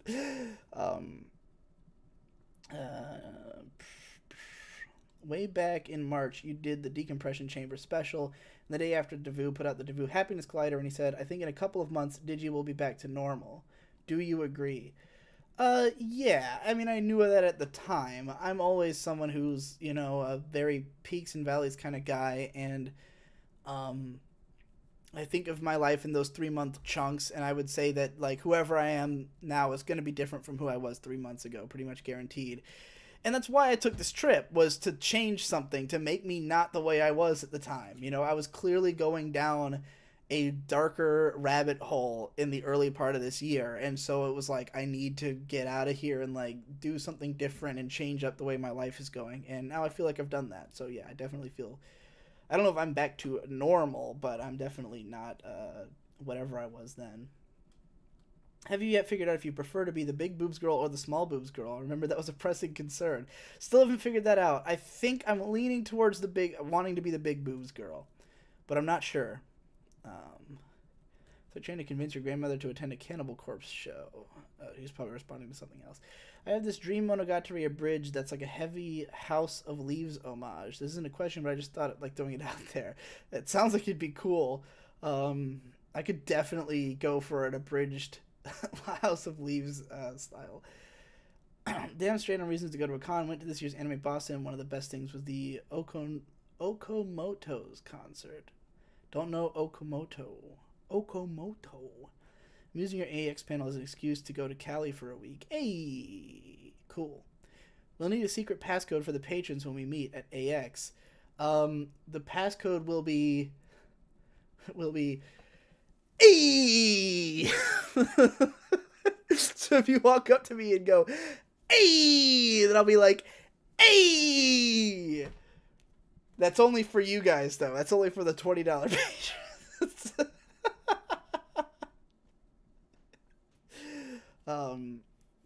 Yeah, bridging feel incredibly limited in what it can effectively do. Plus, most series aren't funny IMO. The only one I've had any patience for anymore is SAO abridged. But yes, top tier food, please. What was the top 10 foods you tried on the road? We all need to know. Oh man, there were some good foods. Just the other day, I had a chicken French, which was delicious. And as I tweeted, in possibly my favorite tweet I've ever tweeted in history, I'm going to go read it exactly. I've been looking forward. I was even thinking about explaining this tweet on this stream, because there's nowhere else I could possibly explain it. But as I tweeted the other day, my beautiful Italian wife is treating me to upstate New York's authentic chicken French. It's il magnifique. Because my girlfriend's half Italian, and I thought it would be funnier to refer to her as my wife. And she took me to this Italian restaurant, like a nice Italian restaurant. And she recommended this stuff called chicken French. And I was like, so is this French or Italian? And she was like, well, really, it's New Yorkian. It was made up by Italians who came to New York and made this chicken French. So I just thought it was such a clusterfuck of ethnicities that I, wrote that tweet. And then, of course, Il Magnifique is a combination, or it's Il Magnifique is like English, Italian, and French all in one sentence. So it was my favorite tweet ever. I was so proud of myself for tweeting that. But a chicken French is like chicken on spaghetti in like a wine sauce. And it's really good. So that's probably in the top 10. I had most of the places I went, whatever their specialty food is, like the thing that place is known for is just the most garbage high quality shit possible. Rochester's signature food is literally called a garbage plate or a trash plate.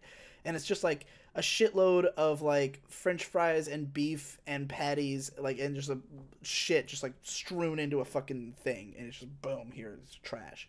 Oh god, I didn't end up having Pittsburgh's specialty, which is like a some kind of giant sandwich that's like 1,000 million calories or whatever. Didn't end up having that. I did have Skyline Chili in Cincinnati, which fucking blows. It's just cheese. Skyline Chili is a fast food place that's just in Cincinnati that just puts an ass fuckload of cheese on everything. So that's all the bad food. But the good food I had, chicken French.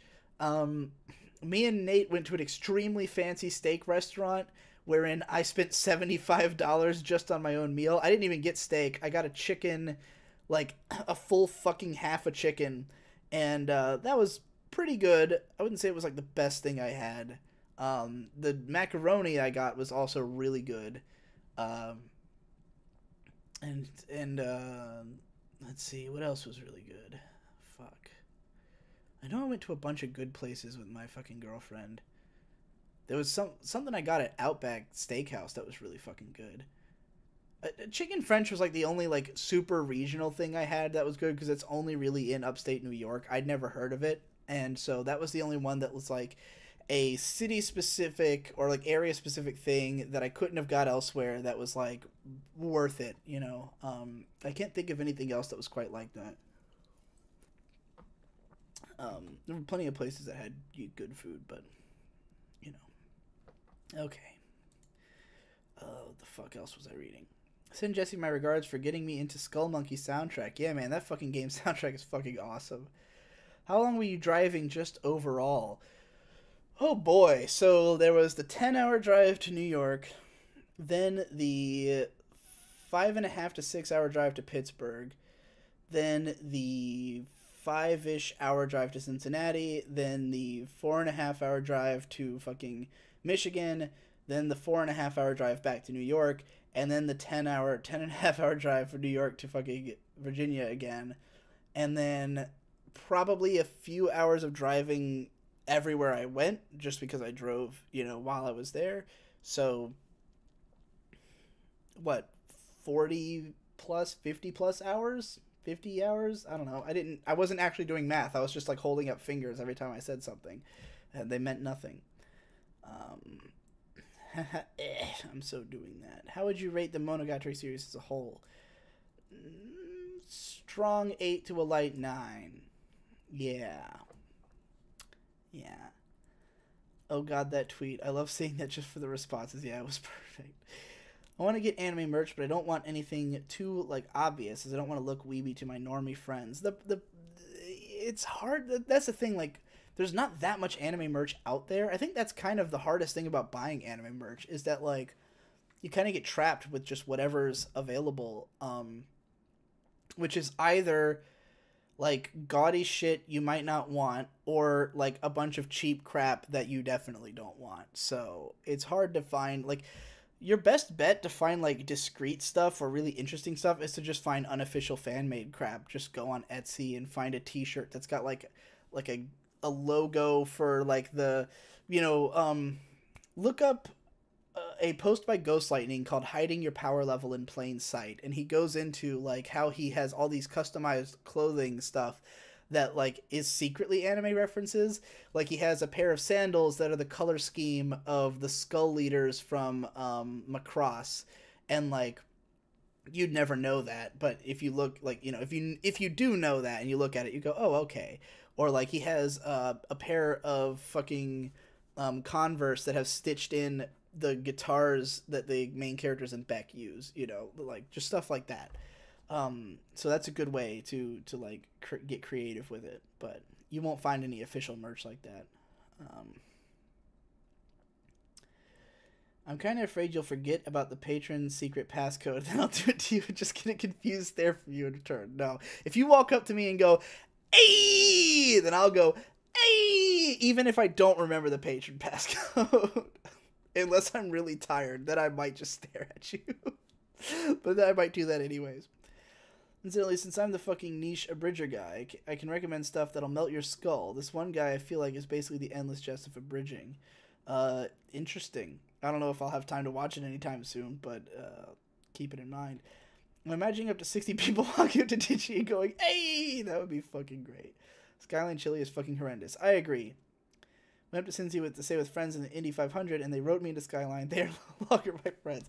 It's just that, like, okay, you go to Skyline Chili, and they have two options: chili on spaghetti or chili on hot dogs. And there's like 8 different types, like 8 different variants of that. Like, it could be 1 hot dog or 2 hot dogs, hot dogs and fries, or hot dogs and this. The fries suck, and the hot dogs suck.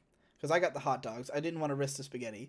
The chili doesn't really have like a strong taste to it. And there's a fucking brick of cheese. So you bite into it and it's just cheese. You're just eating a massive amount of cheese. And if you take the cheese off, there's not enough flavor to even justify it.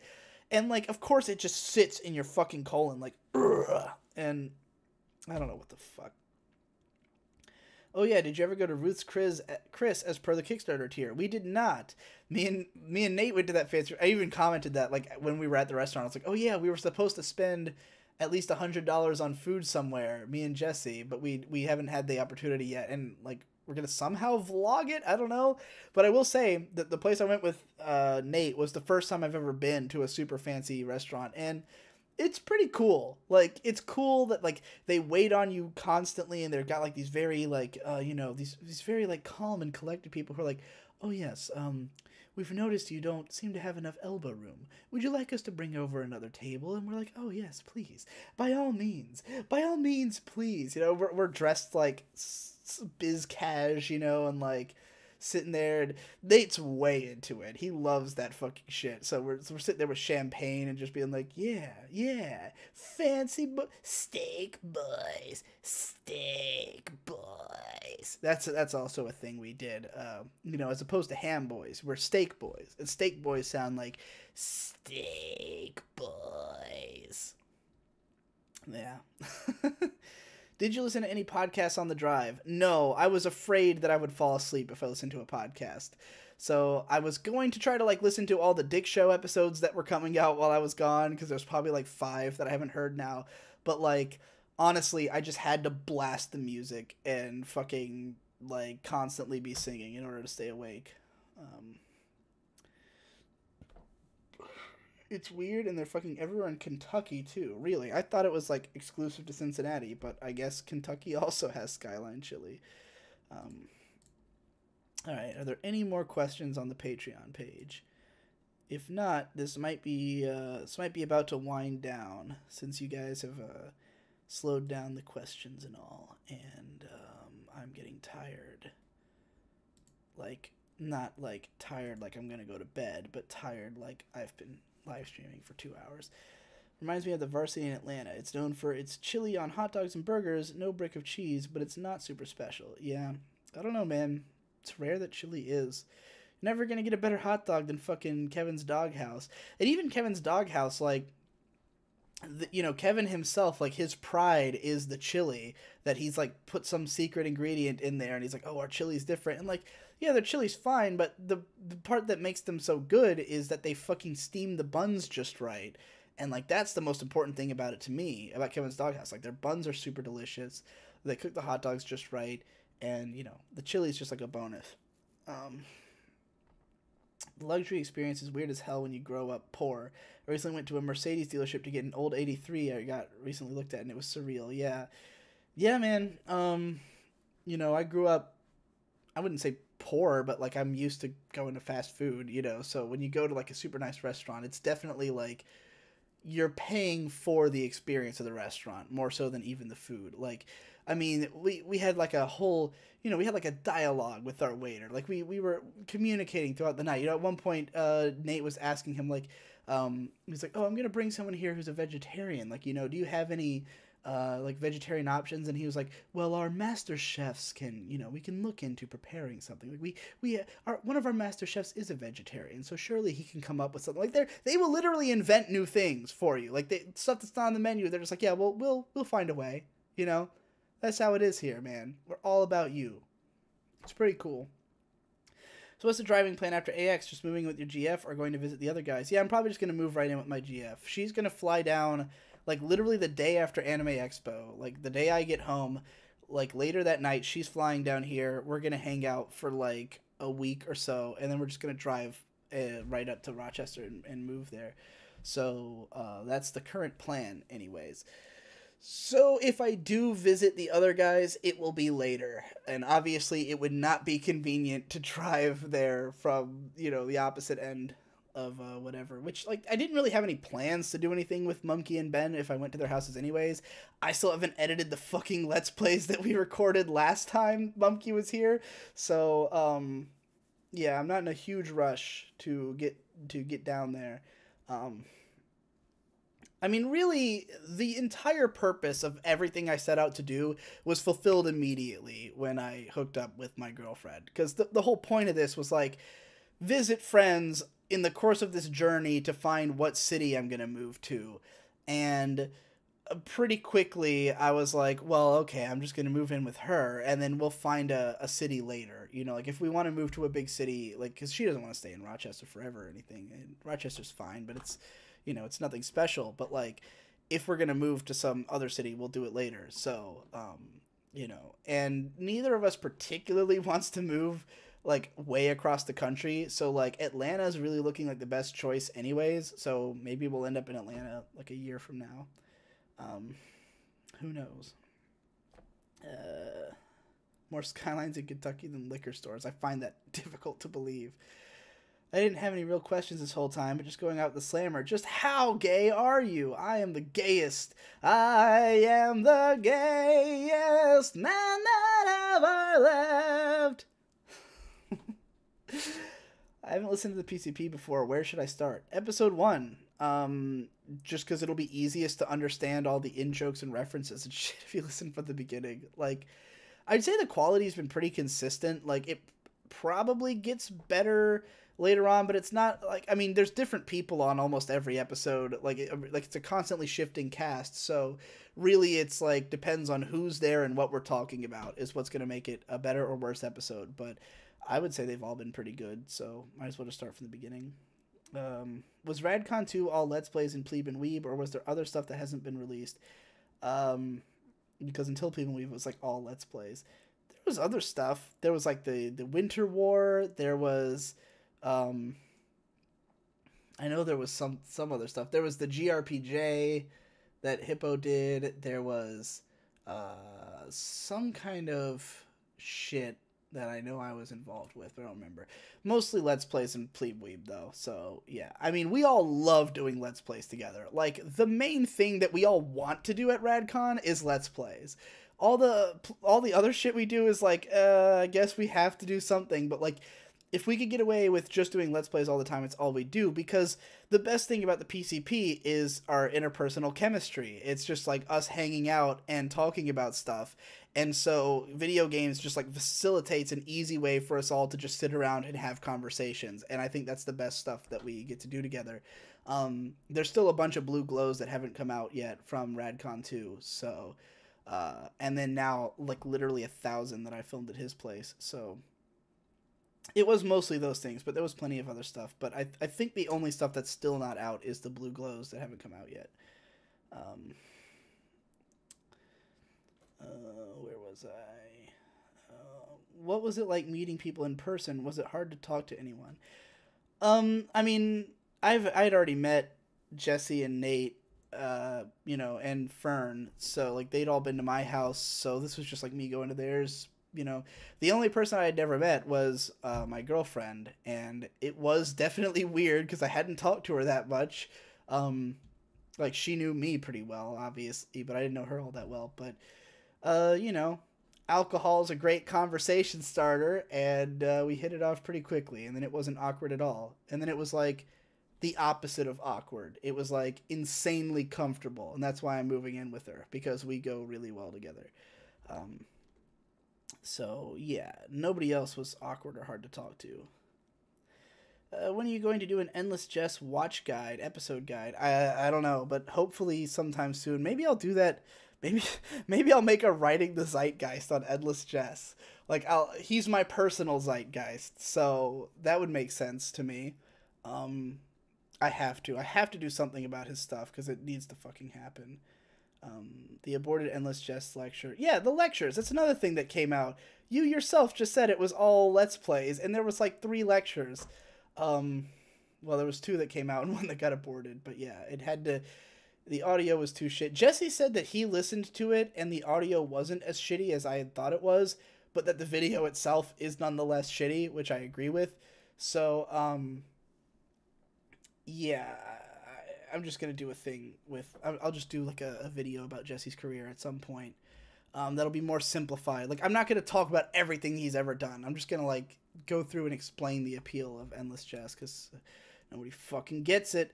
I still get people, man. I get people commenting on my videos like, I don't get why anyone would watch Endless Jess. And I'm like, do you not understand? Why are you commenting this on my video when I'm like the biggest fan of this guy in the fucking universe, and he's my best friend. Like, what are you thinking, man? What are you doing? You're asking to get banned.